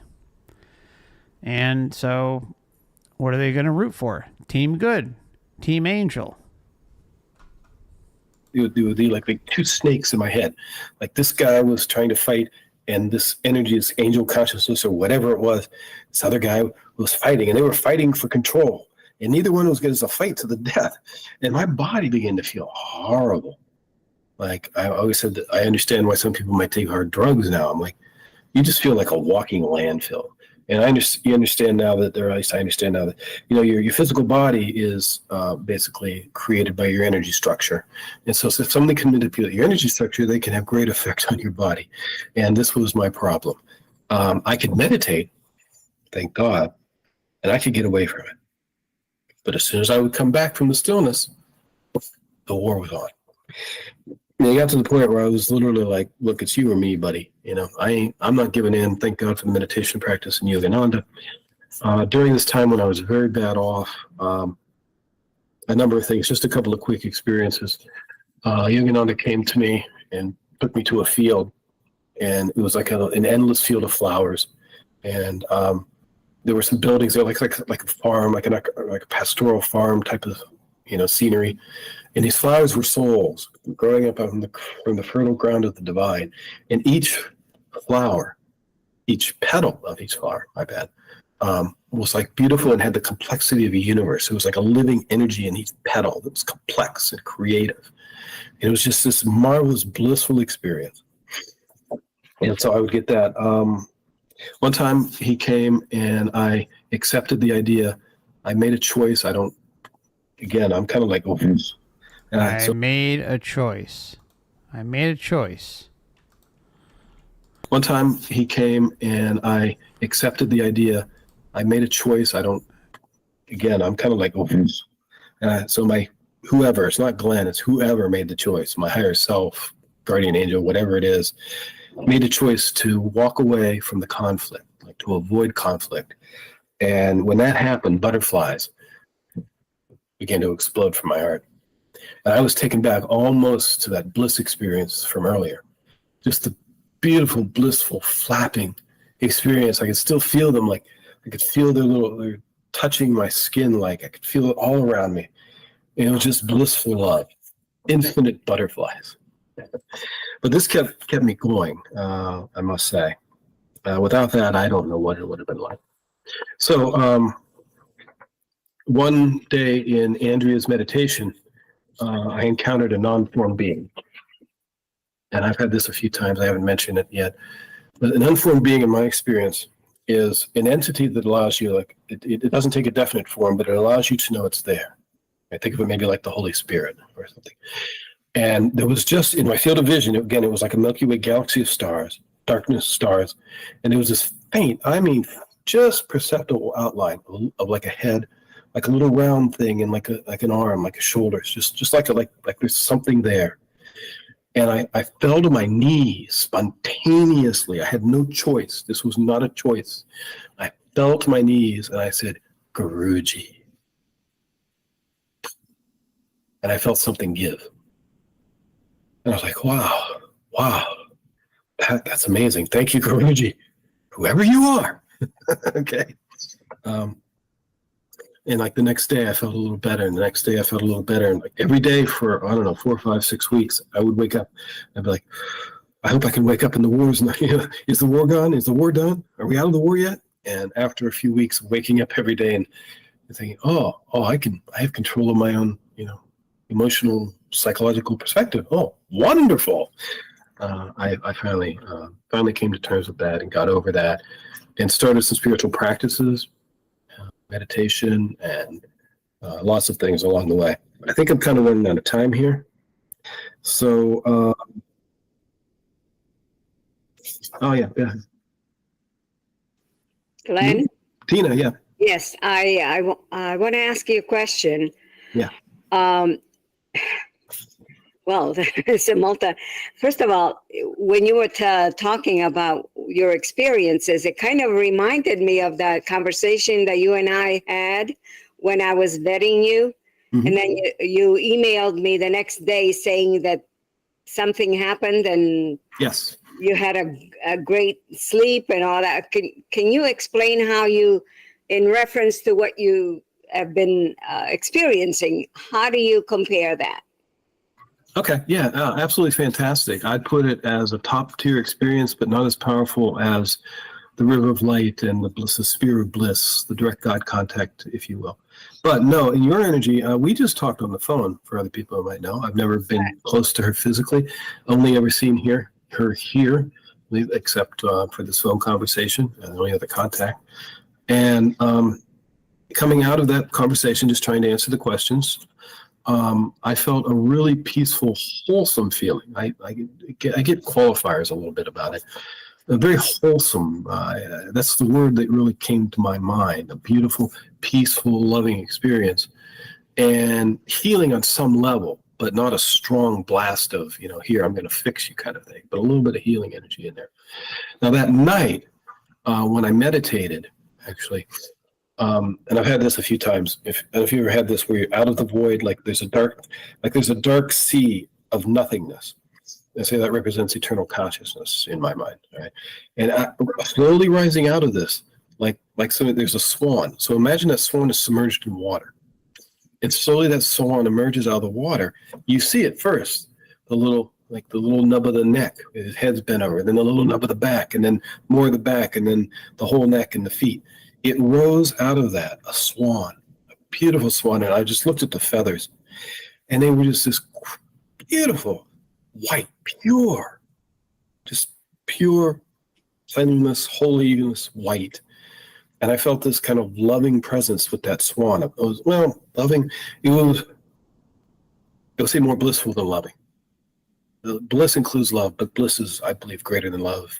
I don't want to make anyone upset, but it was a little blissful. And so that to me was, anytime I get that blissful experience, I pay attention. Well, thank you. So thank you, Tina. Thank you. That was not the intention, but it was nice to hear the next day. Thank you. Anyone else have any questions?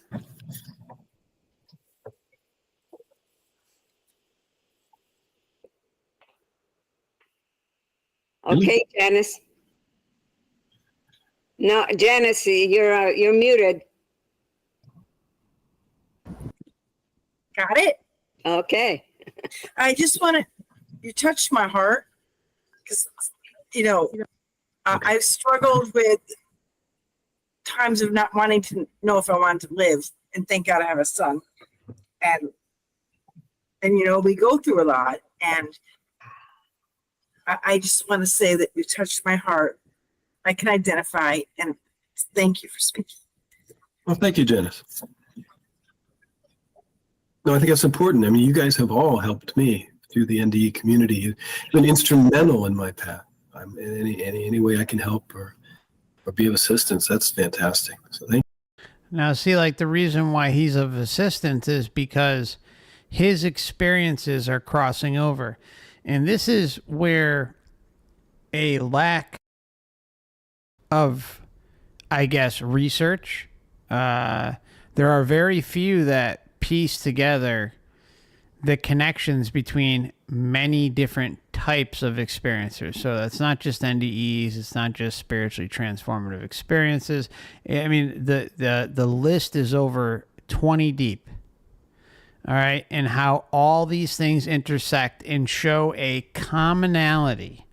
Now, are they going to fit like a glove every single time? No, but they show a consistent data pattern that there are mechanisms in place facilitating these results, these experiences, and they're provable. I mean, it takes some time to get there and see it, and that's why, like I say, anyone who may be new or otherwise on the fence about the whole soul trap thing, give yourself a couple of years, right? Don't just believe everything I'm saying. Go out and research it for yourself. My channel should be kind of like a stepping stone, a springboard for your own research. And there's a lot of information here on the channel. I'm not going to say don't listen, because it can help and get you to see the patterns and stuff, and then connect it with your own research. But at the same time, it takes a little bit of digging. It's not going to happen overnight. And one thing I like to say, and I think it's really, really like one of the most important things I talk about, I think everyone needs to get to the point of a strong inner knowing about who and what they are. That you are a creator being, and that you are capable of calling the shots, and that you are in control. When we start to pivot, right, or have second thoughts about, I hope I won't reincarnate again, or I hope I won't have to go to the light and have to deal with the life review, and I hope I don't have to do this. I hope. All like that right there. What is saying I hope? You're doubting yourself. You're minimizing yourself to the point of not being comfortable. That's not a strong, firm inner knowing, which means, you just a little more homework to do in this. Take your time in this topic. Don't oversaturate yourself either to the point where, your everyday life is, upended and this and that. It's difficult. And trust me, I'm not perfect in this department at all, because finding that balance is difficult. But getting to the firm inner knowing is so key, because what does that do? It propels you forward throughout the rest of your life, where you're in control. Nothing is going to step in your way, and any of this fuckery, any of this interaction, any of this interference is simply not allowed. But if you have in the back of your head, oh, well, I hope this, I hope that, hopefully this will happen, maybe, hopefully they'll let me do this or they'll let me do that. They'll let me. What is that doing when you project a thought or an intention that something else is going to allow you to do something? You're just handing your power over on a silver platter. See, this is the positive part of learning the soul trap, is that all this information should empower you. It should not bring you down. And if it does bring you down, I get it. I was there. But it shouldn't be to the point where it's like lasting a long time. And if it's lasting a long time, it just means, you just got to put in a few more hours if you can. I know we all, everyone's got work, they got families, they got stuff to do, they got matrix duties to fulfill, all that stuff. But, take your time, go through some of the content here. Again, Wayne's website, trickedbythelight.com, Dan at overwatchproject.com, Overwatch channel. Those are the two sources that I trust the most. That's where you're going to find a lot of solid information in addition to my channel, if I don't mind saying so. And, don't get caught up in the Saturn moon matrix and a lot of the other crap there's a lot of crap out there. This information is completely 1,000 zillion % being infiltrated. Okay. And if there's no sense of a center within you to check in with yourself, like checking in with yourself and saying, does this make sense? Does that make sense? Well, if something is off, for instance, someone has pre-birth memories in a pod, all right? Wink, wink, all right? Let's just say something like that's out there, okay? And guess what? That information just so happens to not line up with anything else. Doesn't line up with a goddamn thing. Well, what is that doing for you? Seriously, what is it accomplishing for you? It's throwing you off, and a lot of times the human experience wants to believe in the fantasy. It wants to believe in the wild sci-fi stuff. And you know what? That's because we've been conditioned to that, right? And it's cool, right? Some of that stuff's cool. It's badass to think about. But you know what? We have to kind of, or at least I'm not going to tell you what to do, but I think everyone should get down to a point where they're centering themselves and saying, does this fit the patterns? Because everything that I talk about on this channel, you can go and verify and see the patterns for yourself. And there's consistency there. There is no consistency in reptilians. There's no consistency in space aliens and stuff. I mean, there's a lot of stuff, or someone having pre-birth memories and escaping a pod and blah, blah. There's none of that stuff, right? And there's a lot of other horse shit out there too. The point is if you want to take this seriously and get to that firm inner knowing, you have to kind of also resist the bullshit. And a lot of times that's like fine-tuning our discernment, and that takes time. It just takes time. Also, those who are just, complete clowns, right? That baseless clowns, right? There's a lot of that going on. So just putting it out there, letting you know there's a reason why I recommend two specific people, Dan and Wayne, and Julie too. Julie's with Wayne, and they've got a YouTube channel, Sovereign Spirits. Dan's got a YouTube channel, Overwatch channel, and Overwatch Project over on Odyssey, and then overwatchproject.com. And again, Wayne's website, if you're new or on the fence, go to his website, trickedbythelight.com. It is a massive resource for everybody. And it's something that you can easily get stuck in for months, if not a year or so, you know? Now, I will preface this by saying, you know, I admire Wayne. He's done an amazing amount of research. I think some of it could be updated in certain categories, but overall, what you're going to see is top notch, just throwing it out there to get you to critically think and keep an open mind that the soul trap is a likely possibility, or is a strong possibility. So, and there's a Matrix Reincarnation Soul Trap playlist I have here.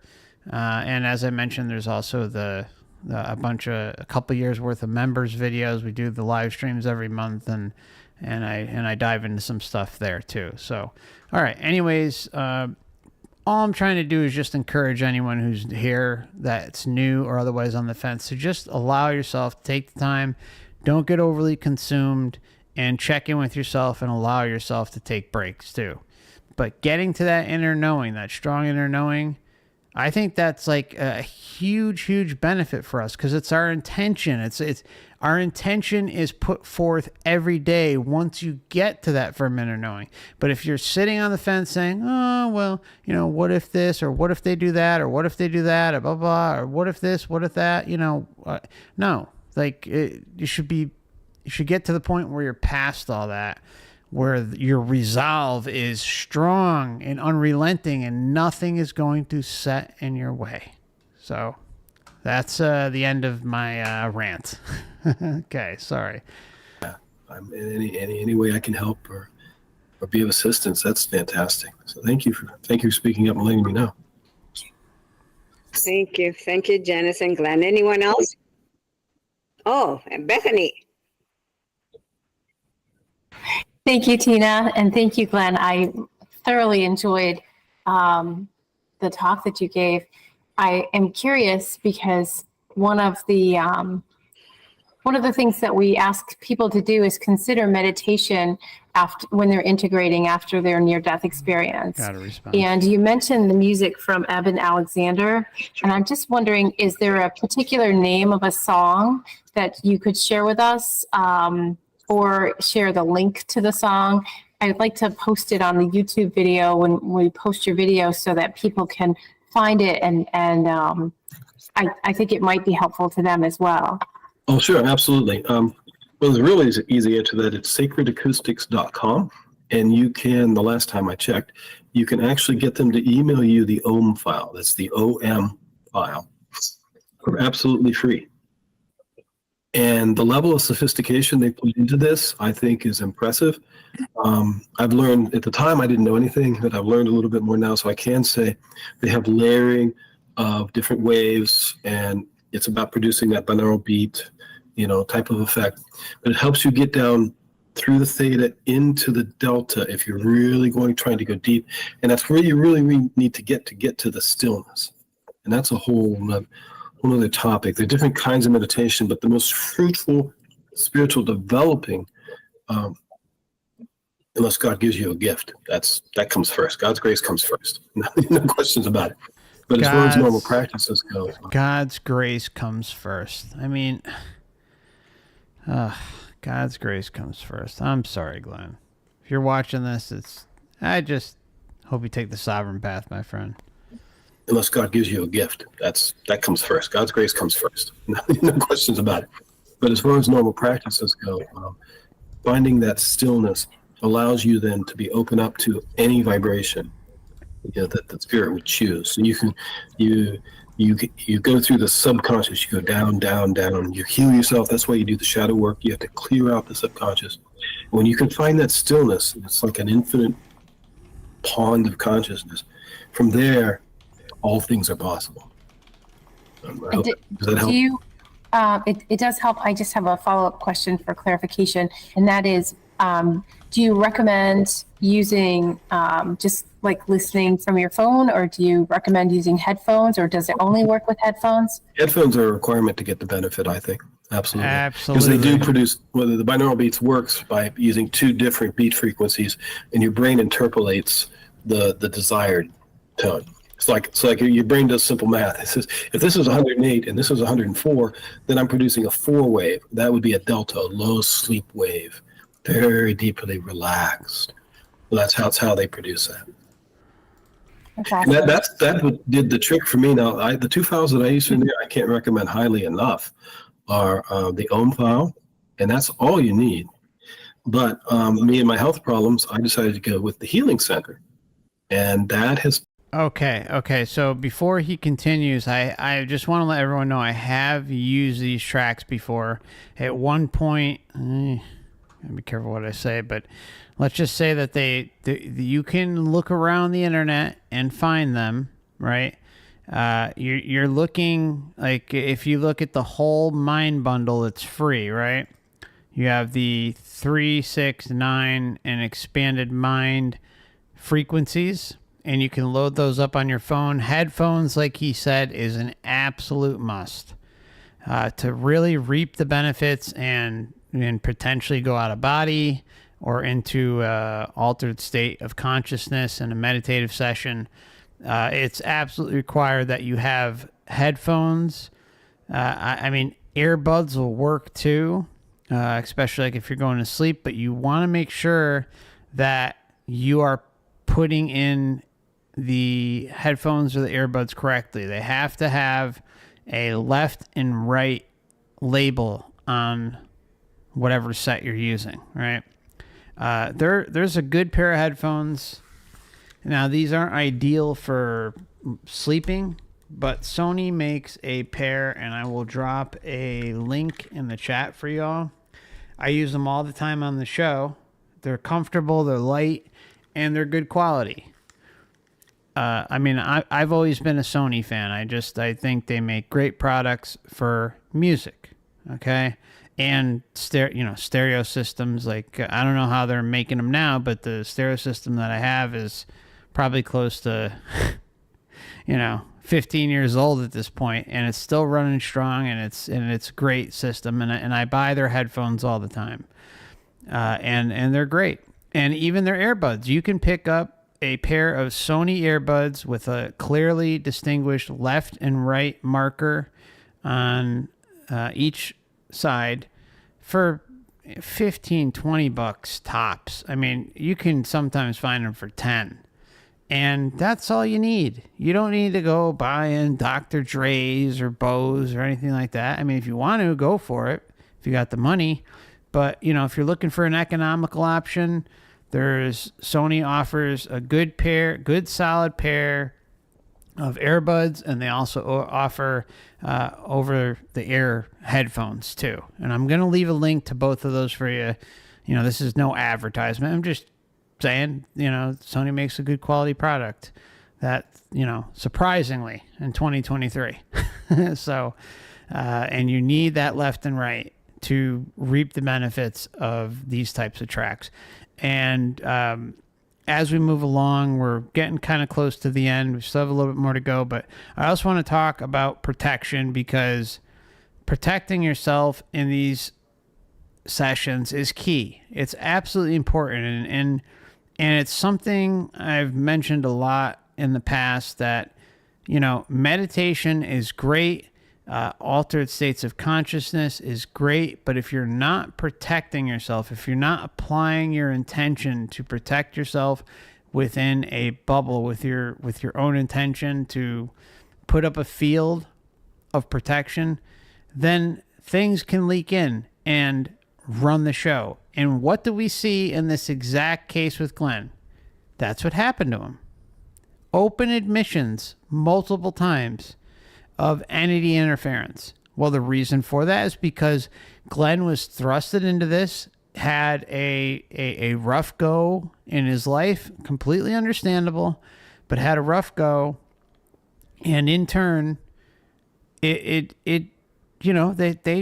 really took advantage of them. They did what they needed to do, and but that's because Glenn wasn't taught about protection, and that's a bigger problem with the sources that he used. You know, jnanas and all these other things out there, like that you can be thrusted into the meditation world, and that this is exactly what happened to me. So I'm talking from pure experience here.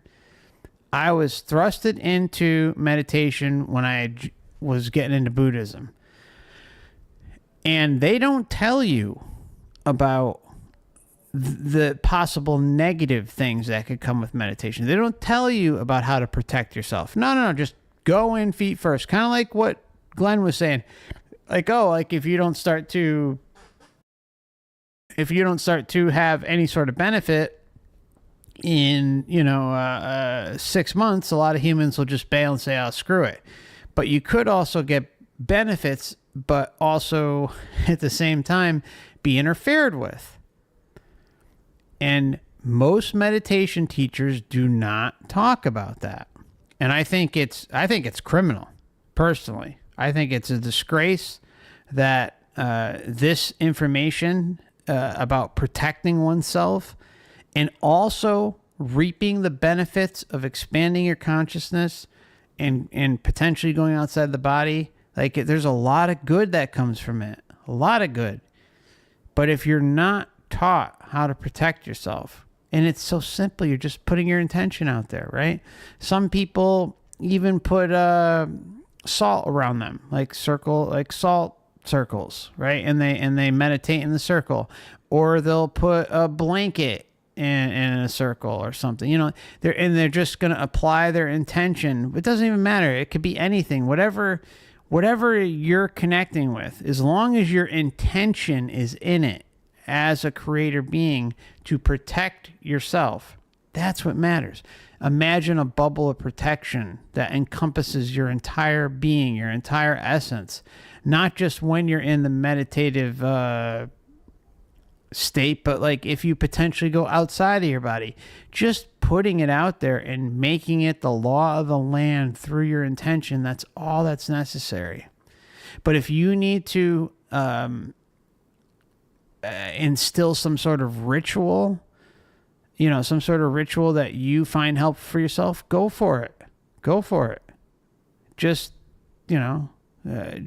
beware that the most important thing is protecting yourself. As long as you're not like calling upon quote unquote gods or entities or any sort of weird anything. The protection is through your own essence, through your own being, not through something exterior to yourself, not God or Jesus or Buddha or Muhammad or whatever.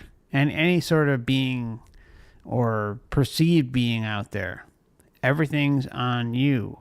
And that's the beauty of it, is that you can see that your control plays a big factor in all of this. But it's not taught. It's not taught. And again, I think it's criminal. I think it's screwed up that highly, highly in-tuned spiritual quote unquote gurus or wannabe gurus or parasites do not share the very, very, very basics of self-protection, which is your intention. That's it. Anyways, rant over on that one. Problems, I decided to go with the healing center, and that has been very, very helpful for me. Like I said, I knew nothing. So just knowing that there were sound files and you could plug in your headphones and something would help you meditate better, that was a miracle. But these are very effective programs, I think. Great. Thank you. Thank you, Bethany and Glenn. Okay, Jack, it's your turn. Yes, Glenn, that was an incredible revelation and experience. And I was just curious, what was your discovery of the power of meditation introduced through a near-death experience? Or was it just an evolution on your own? It was an act of desperation. I really thought my life was about over, and I wanted to know what to do about that. And so I sat down and tried to meditate and ask God if he would talk to me. That was it. Okay. Thank That's all I know. As far as technique, I had none. I listened to the own file. That own file is amazing. It's free. I can't believe, if these guys weren't loving people, they'd be charging you $100 for that file. Okay, that's my opinion. See, sometimes people undervalue things that are free, but no, I just prayed. I was a Christian, and I prayed the Lord's Prayer incessantly. I still start every meditation with that because I built that into my own process. I think the neurons fire, and God responds very quickly to me. That way I can go almost boom into a good meditative state that way. But that took a lot of time. I started with nothing and nowhere. you. Okay. Thank you very much. Thank you, Jack. Kathy? Yes, Glenn, thank you so much. What a beautiful job you did explaining everything. You just, you just brought us right there, or you brought me right there. So thank you for that. Very nice job. And so I was curious, you mentioned something about the SRF. Yes. What was that again? The Self-Realization Fellowship. It's Okay. Yogananda's group out in California. Well, it's worldwide now, but they have a free meditation every weekday for us at 3 p.m. Eastern time. Oh, every day at 3 p.m. Every day. I thought it And I was do as many as I can get away with. Many of my great experiences, a couple of them I mentioned here, happened during the SRF. I've asked Babaji to help me to be a true yogi, and that was the most heartfelt cry, one of the most heartfelt cries I ever had in my life during that meditation. Absolutely free, and I couldn't recommend it highly enough. Thank you. Yeah. I couldn't highly recommend enough protecting yourself in something like that. I have two of his books. I think one of them is like the Small Guide to Reincarnation or something. I have to go and dig it up, but it's like a small reincarnation guide. And then another one is, I think, on meditation or something like that. But look, it's like there's valuable information and shit information everywhere. You're going to get truth mixed with lies no matter where you go. And especially when we're talking, these gurus out there, these matrix gurus. The question is, are they helping you protect yourself? Probably not. Heartfelt cries I ever had in my life during that meditation. Well, clearly not. We have an example before us. Absolutely free, and No I couldn't offense, recommend Glenn. it highly enough. Thank you. Yeah. Sounds good. You're very convincing. You make me want to do that. Yeah. It sounds very good. Thank She you, got some Kathy. Anyone badass else? plants there. Believe me, we've only touched the surface here, people. I'm encouraging you. Yes, go this path. Talk to God. I mean, things can just anything is possible. How do you know it's God, Glenn? Thank you. Krista? I don't have any questions. I just want to say thank you. That was incredible. Okay, thank you. Well, coming from you, I'll take that as a huge compliment. I mean, it really was. Thank you. I mean, you blessed us with sharing your experiences. It's amazing. Okay, okay. Look, I mean no ill will towards Krista, right? But this is the face of an NDEer if I've ever seen one. It's the bliss, it's the you see it in their face, like it comes through in a big way. And it's also the face of the new age, right? I'm just taking a guess. I don't know Krista, and for all I know, maybe I'm wrong, but if I had to guess, if we did a little digging, I would assume that there is like new age central going on, because NDEs and a lot of these spiritual type experiencer cases that come out, they all have a one-way direction, and that's right to the new age. So then that means that equals, everything is love, everything is this, and joy and bliss and blah, blah, blah. And it takes away from the connection about being honest with oneself, right? About analyzing the world that this so-called loving God, this loving creator being has bestowed upon us all. that question is there, but ignored. And it's ignored for a reason. So, I don't like to snap any judgments or anything like that, but, I've watched so many. This is an NDE support group, by the way. This is an NDE support group. So, it's not that far-fetched to assume that, that loving bliss, permagrin, perma-smile is a result of the experience that she had in conjunction with the funnel of the Matrix into the New Age once she returned, along with everybody else. It's not picking on her or anyone. It's just the way it is out there. Thank you so much. The Matrix has it set up so perfectly. Thank you, Krista. Laurie? Yeah. Hi, Glenn. Thank you so much. It sounds like you really went through a very, very difficult time and were able to come through it with meditation, which was very healing and very rewarding experience for you. Yes. I wanted to ask, these things that you've seen, the only thing I've seen during meditation is the epsilon sign was shown to me. And I haven't really pursued as to what that was meaning at the time.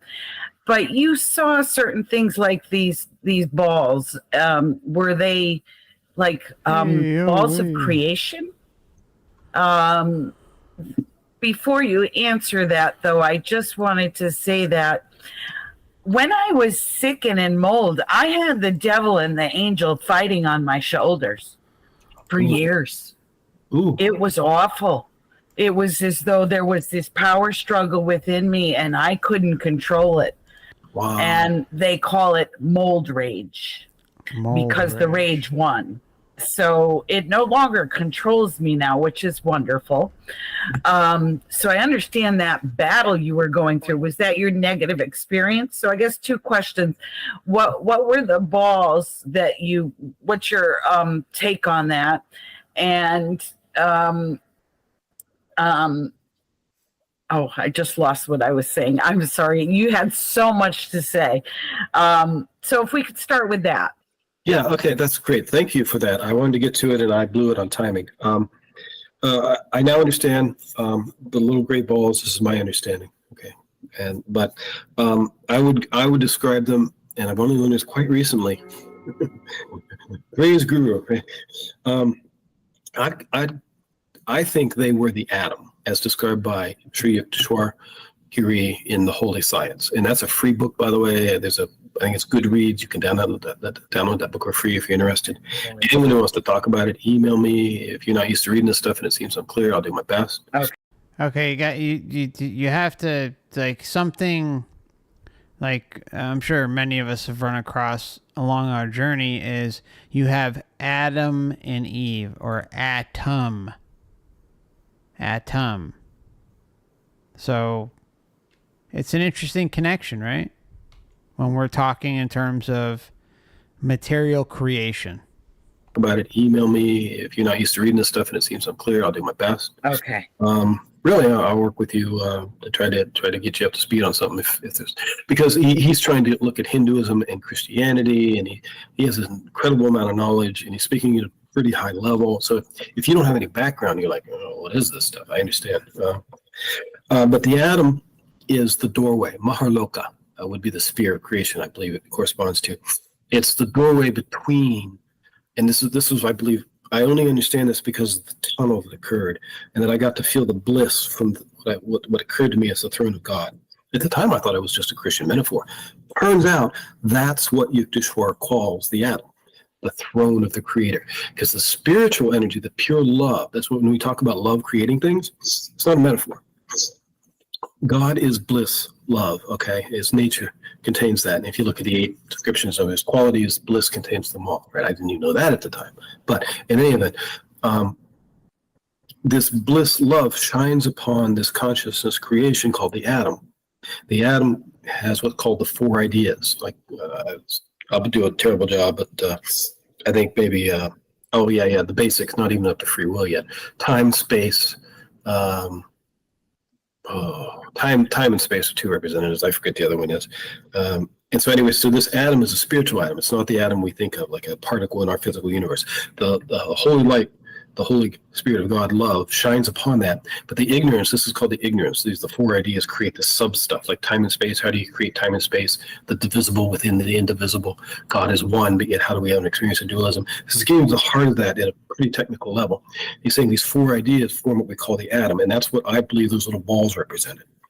That's why they could make a sphere around me. They are the doorway. They are the thing that the light shines upon that creates our material universe of light and dark. So above them, into it is love. Coming out of that is a filtered view of that love broken into components. This is such an excuse train here.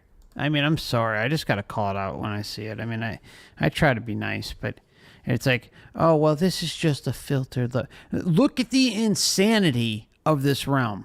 Look at what is going on here. Look at what has always gone on here. Oh, again, if this is some god or some creator behind all this, I want nothing to do with it.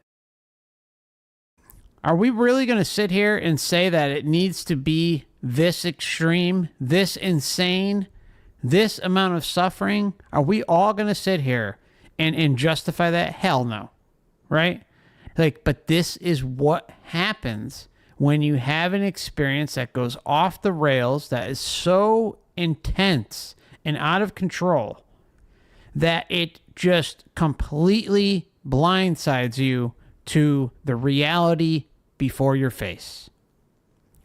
And then add to it, look, I know, everyone's struggling right now, right? Well, a lot of us are struggling, and it's not easy. But, here in the West, at least, we have it much better than many in the East. All right. That's just the way it is. But most, the majority of us can still put food on the table and power and plumbing and all that, like you have a home or something. Now that doesn't mean that you're not struggling each month to pay the bills or something, but the point is it's better than growing up in a hut in India or in the slums of North Korea outside of Pyongyang, right? I mean, or working in a slave factory for one of these mega corporations in China, right? I mean, it could always be much worse. But see, that's the perspective that many seem to miss. They can't think about the child slave laboring away over in China to make our electronics, right? Or to dig in the mines and get the materials for the batteries that turn on our devices, right? Or recharge our devices. And we can go on and on and on about this. When there is a disconnect about the truth and the horrors of what many, many, many, many millions experience every day, and then the excuse train comes in and says, oh, well, we're just fragmented. It's okay. No big deal. No. You have to have a sense of injustice for the world. You have to have a heart, empathy, compassion. And I'm not saying that Glenn doesn't, or many others other experiences that we talk about on this channel that they don't have it, because many of them clearly do. But to ignore that blindly, to be able to put up those blinders and not even take it into consideration, or even if you take it into consideration, but in addition to that, just toss it to the side and say, oh, well, it's part of our fragmented love. This is what God wants, or whatever, excuse of the day is out there. See, we got to talk turkey, right? We got to talk truth about the horrors of the world. But at the same time, there's a lot of good, right? I mean, but there isn't a day that goes by that I'm not thinking about someone else who's out there who's got it way worse than I can imagine, right? Than I can ever fathom. And then add to it something like a child who has to go through stuff like that. And then like we kind of float back to this content, and it's, or any experience or case where this overwhelming narrative of love is being pushed as the answer, the solution, the what is. I'm sorry. It's just not the case. And the very fact that this realm exists in the first place is all the proof any of us need. The historic record of travesties, of squashing on our sovereignty, is all the proof we need. So to see the contradictions in things like pre-birth memories, life between lives, the life review, I mean, past life regressions,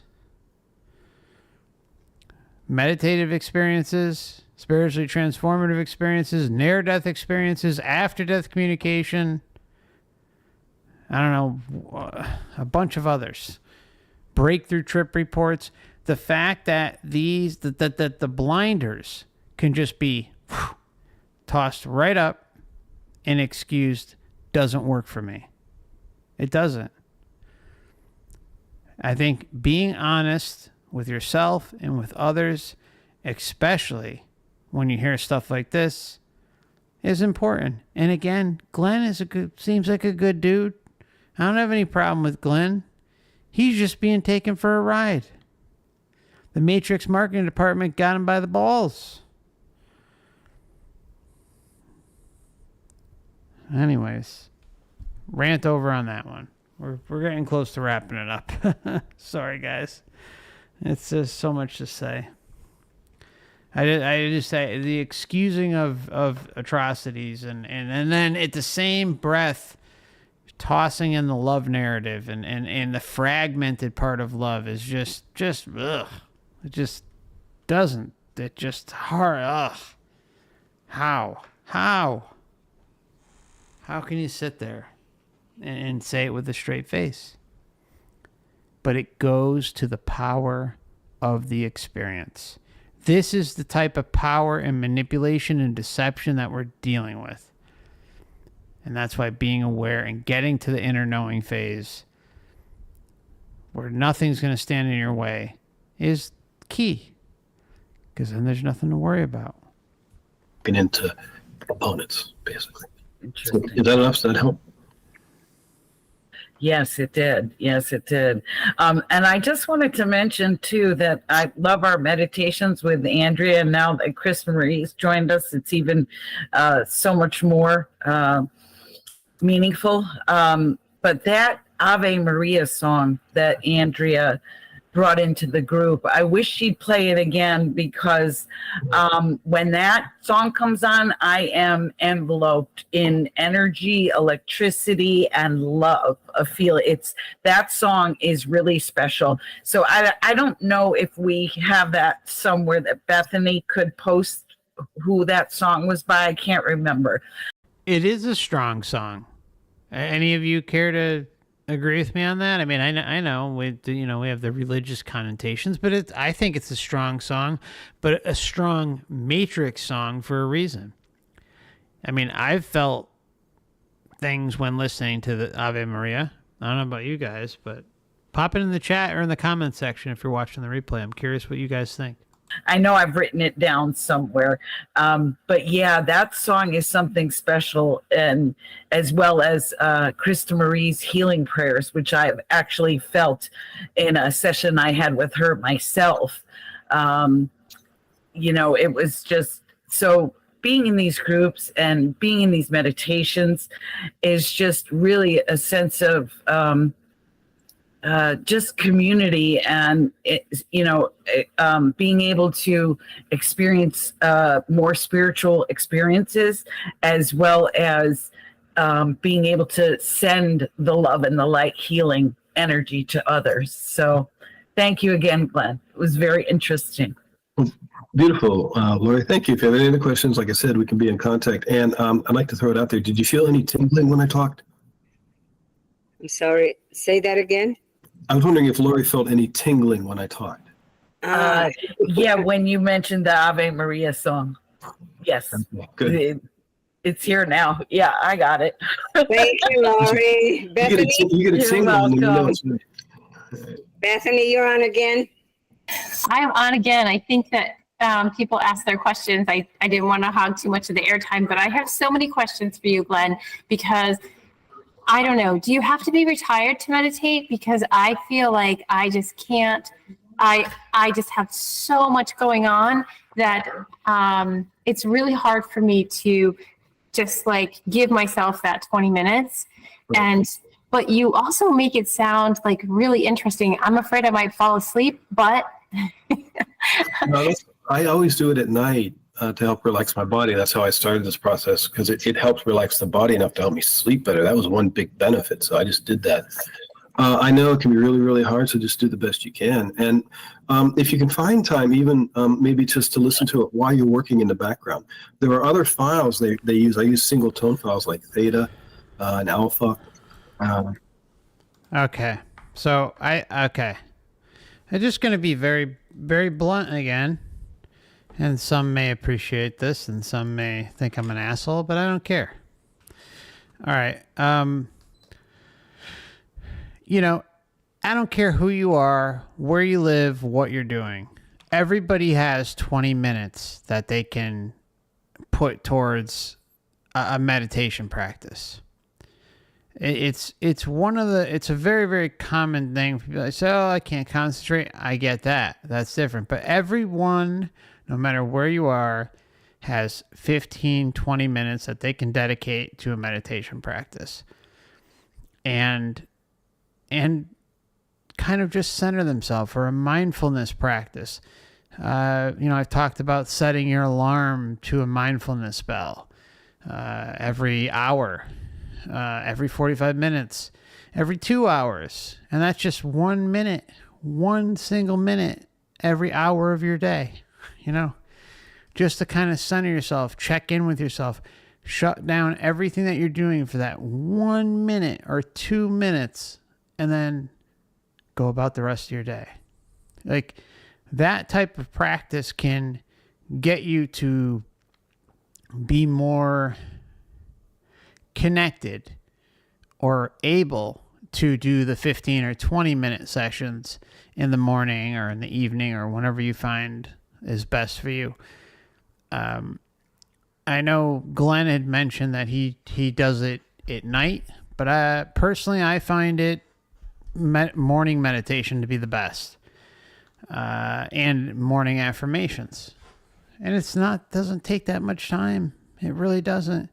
Everybody has a little bit of time that they can set aside to do it. Now, maybe if you got a house full of kids, it might be a little more difficult, but if you're married or something, or have a boyfriend, or have someone watching who's able to watch the kids, you head out to the car,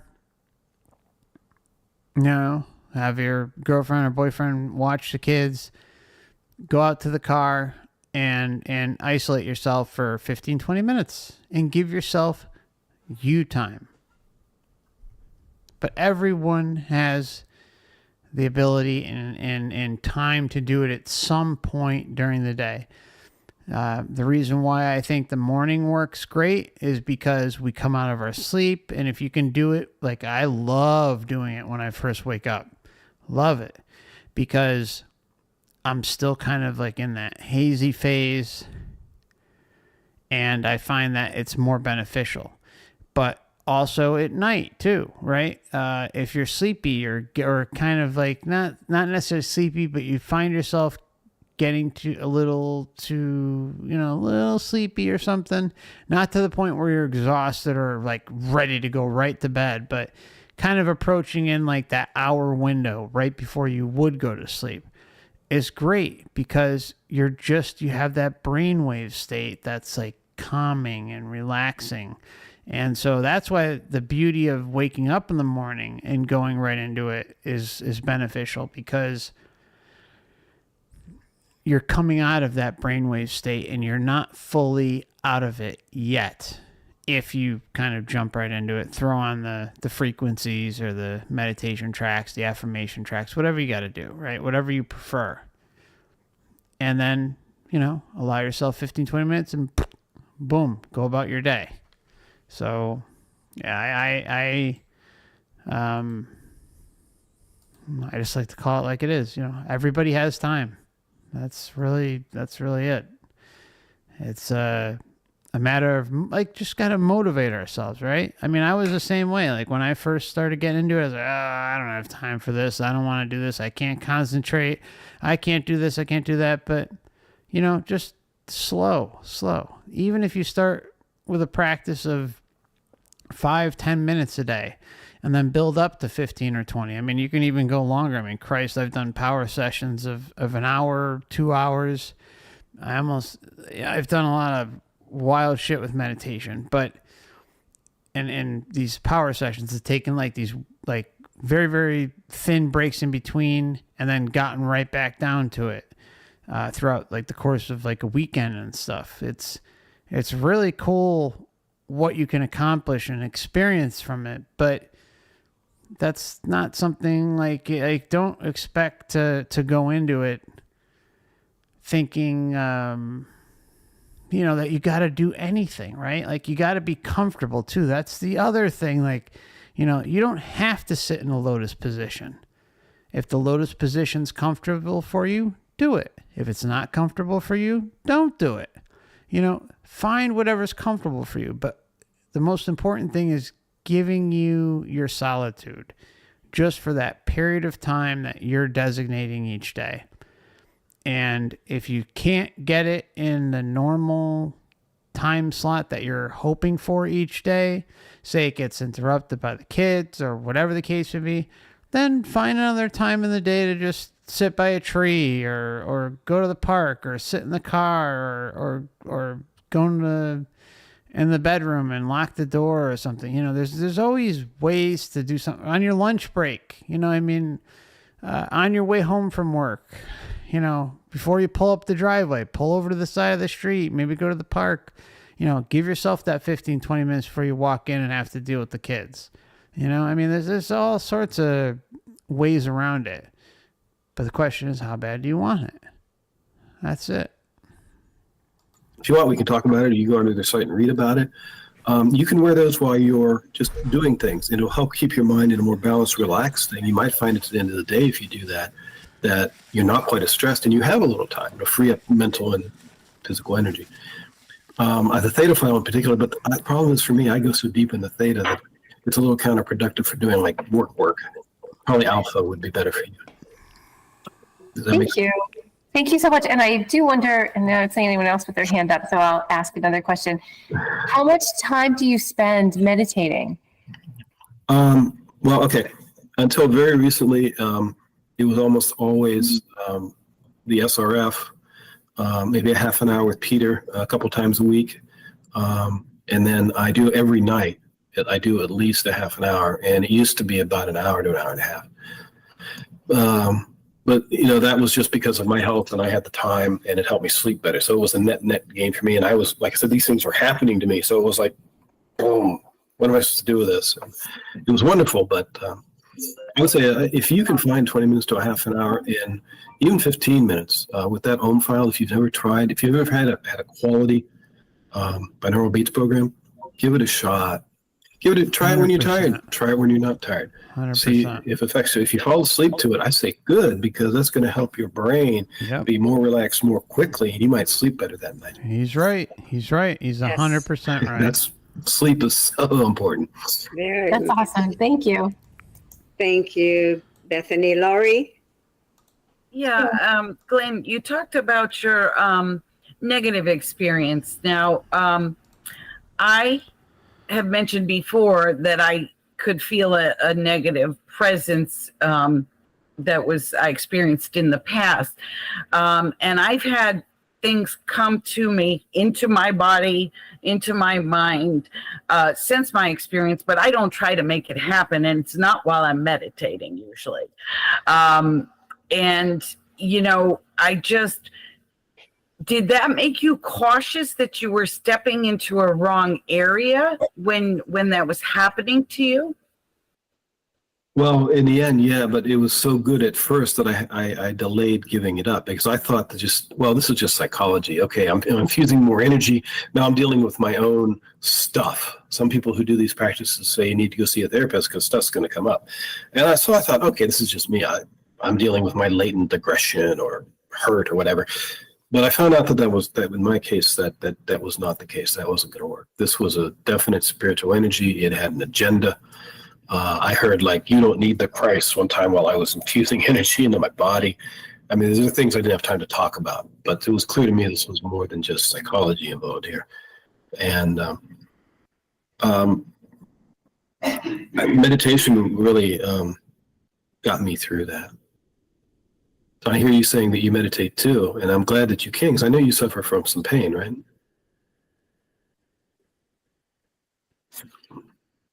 Can't hear you. Yeah, I do.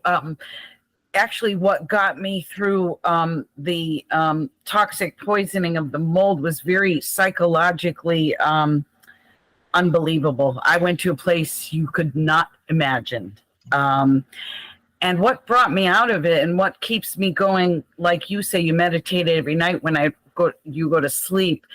That's how I got through it. Was I meditate before I go to sleep, and all I do is say God over and over, and I focus on my third eye in the white light, and before I know it, I'm relaxed and asleep. Oh, they love her. Oh, that's a Matrix asset right there. So it does help to do it just before bedtime. That is perfect. I mean, you've got a simple mantra, a simple focus. That's it. One word. The KISS method. Keep it simple, sweetie. Okay. Greg, Definitely. Thank you, Glenn. Greg Busher? Did I say it right? Boucher. Hi. All right. Oh, hey, here I am. Multitasking. I heard the KISS method back when I was in a band. Someone actually said, "Hey, keep it simple, stupid." I remember that. Hey, not for nothing, but I remember learning. I'm trying to.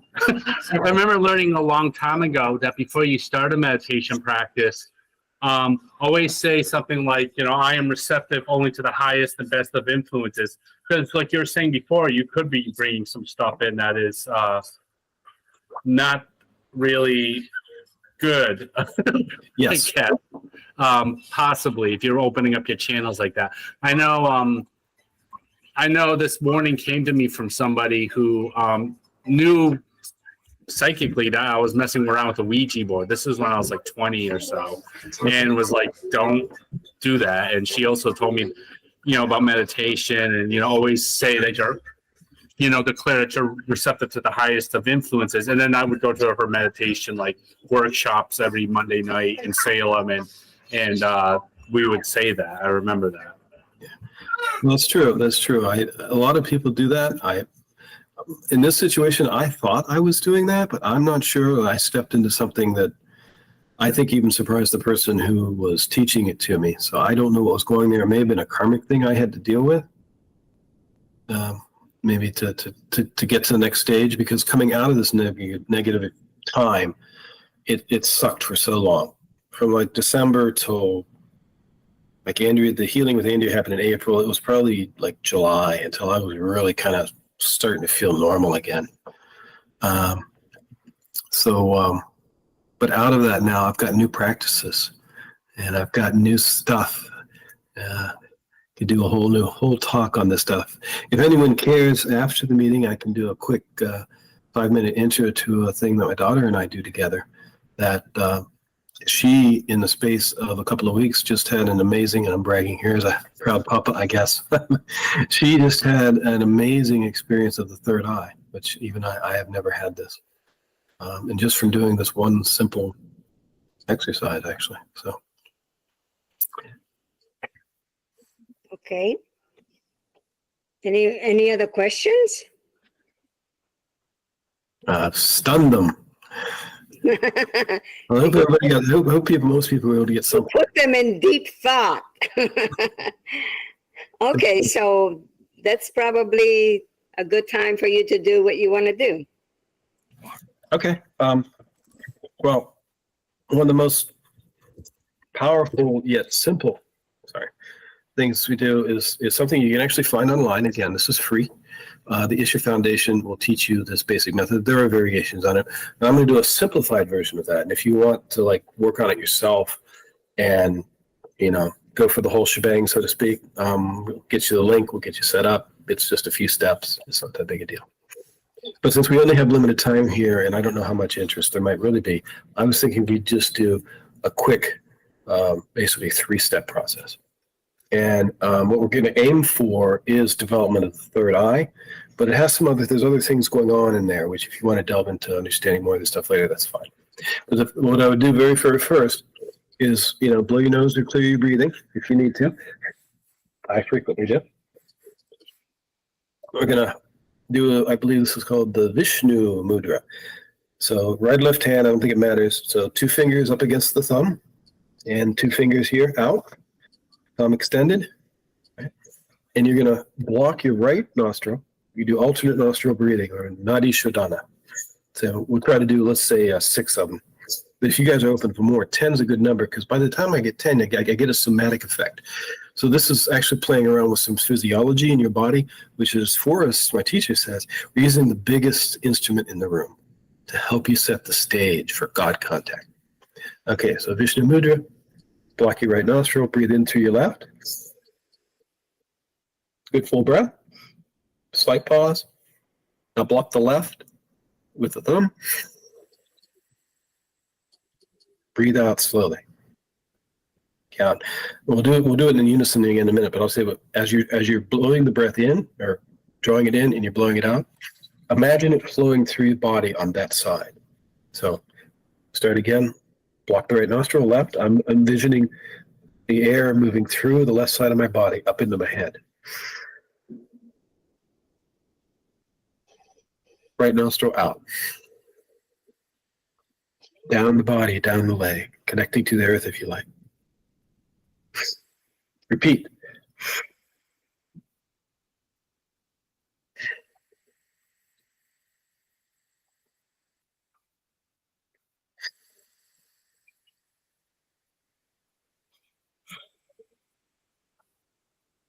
Let's do it like 2 more times.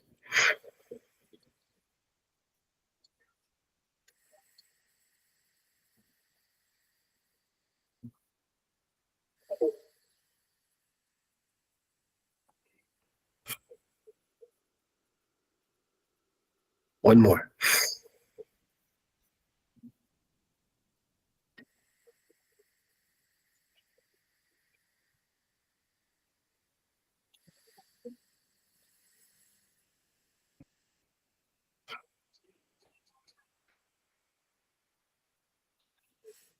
Okay. All right. So probably going to leave things there.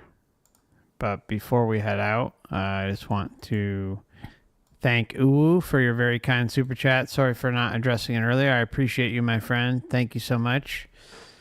And yeah, thank you so much. You're always so kind and generous. David sent super chat as well. Says, I, a stranger, and afraid in a world I never made. This is not our home. We are all much bigger than this. Thank you, Mark, for the work you do. You're welcome, my friend. Thank you. Always good to have you, David. And hope you weren't working too hard tonight. And please consider hitting the like button, everybody. It does help get the channel into the algorithm, I think. And even commenting. And if you're new, consider subscribing, hitting the bell. I want to thank everyone, all the members out there, everyone in the chat. It's been a fun night. I appreciate you all and look forward to seeing you all again soon. I am going to be going camping again this week, so there probably won't be any live streams this coming weekend, but there's a good chance I may sneak in something maybe tomorrow, Monday or Wednesday. I think we're going to probably take off Wednesday night or probably Thursday, so and be gone for about a week. So there's a chance we may have a stream tomorrow, Monday, November 13th, or the 15th. Definitely not on the 14th. I'm doing an interview on another channel, and yeah, Tuesday is really busy, but maybe the 13th or the 15th, and yeah, nothing this weekend. But if I don't see y'all, then we'll probably hook up again on the 24th or 25th of November, which isn't that Thanksgiving now that I think about it. Actually, we may not see each other for a while, but we'll see. And the monthly member stream right now is scheduled for the 26th. So November 26th, 7 to 7:30 p.m. I'll keep you updated on that, and appreciate you all. And please don't work too hard this week, all right? Take care of yourselves, and see you soon. I'll probably be I might pop on the gaming channel, actually, after this. I wasn't going to, but if you want to stick around for a moment, I'll pop up a link. I got to create it first, though. So feel free to stick in the chat for a moment if you'd like that link.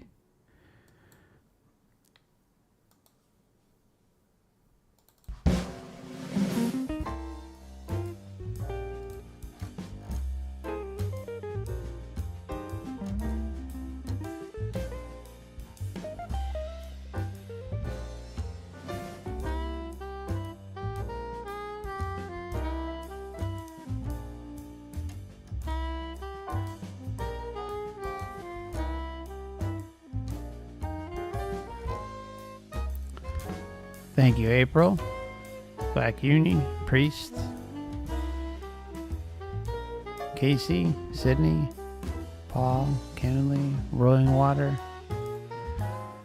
Cam F, 78 over on Rumble, Mal Lopez, and everyone else out there. Thanks so much. Appreciate y'all. Just working on getting that link for you guys.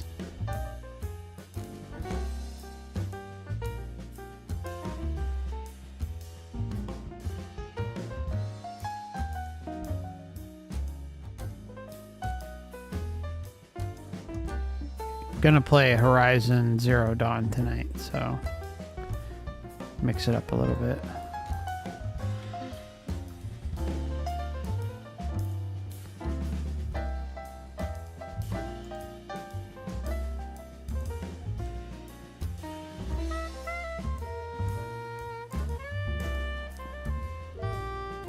All right, well, here comes the link.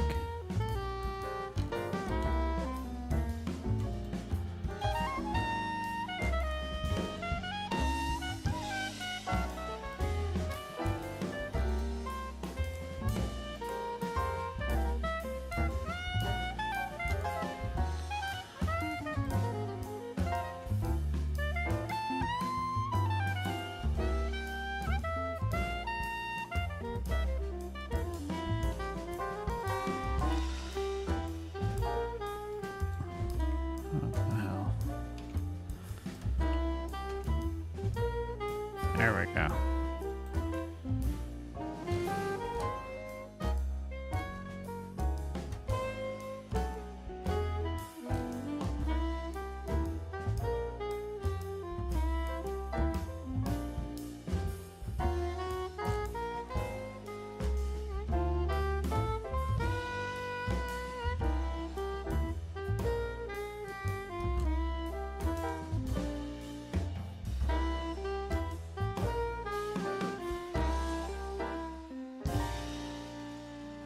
right. See you there, my friends.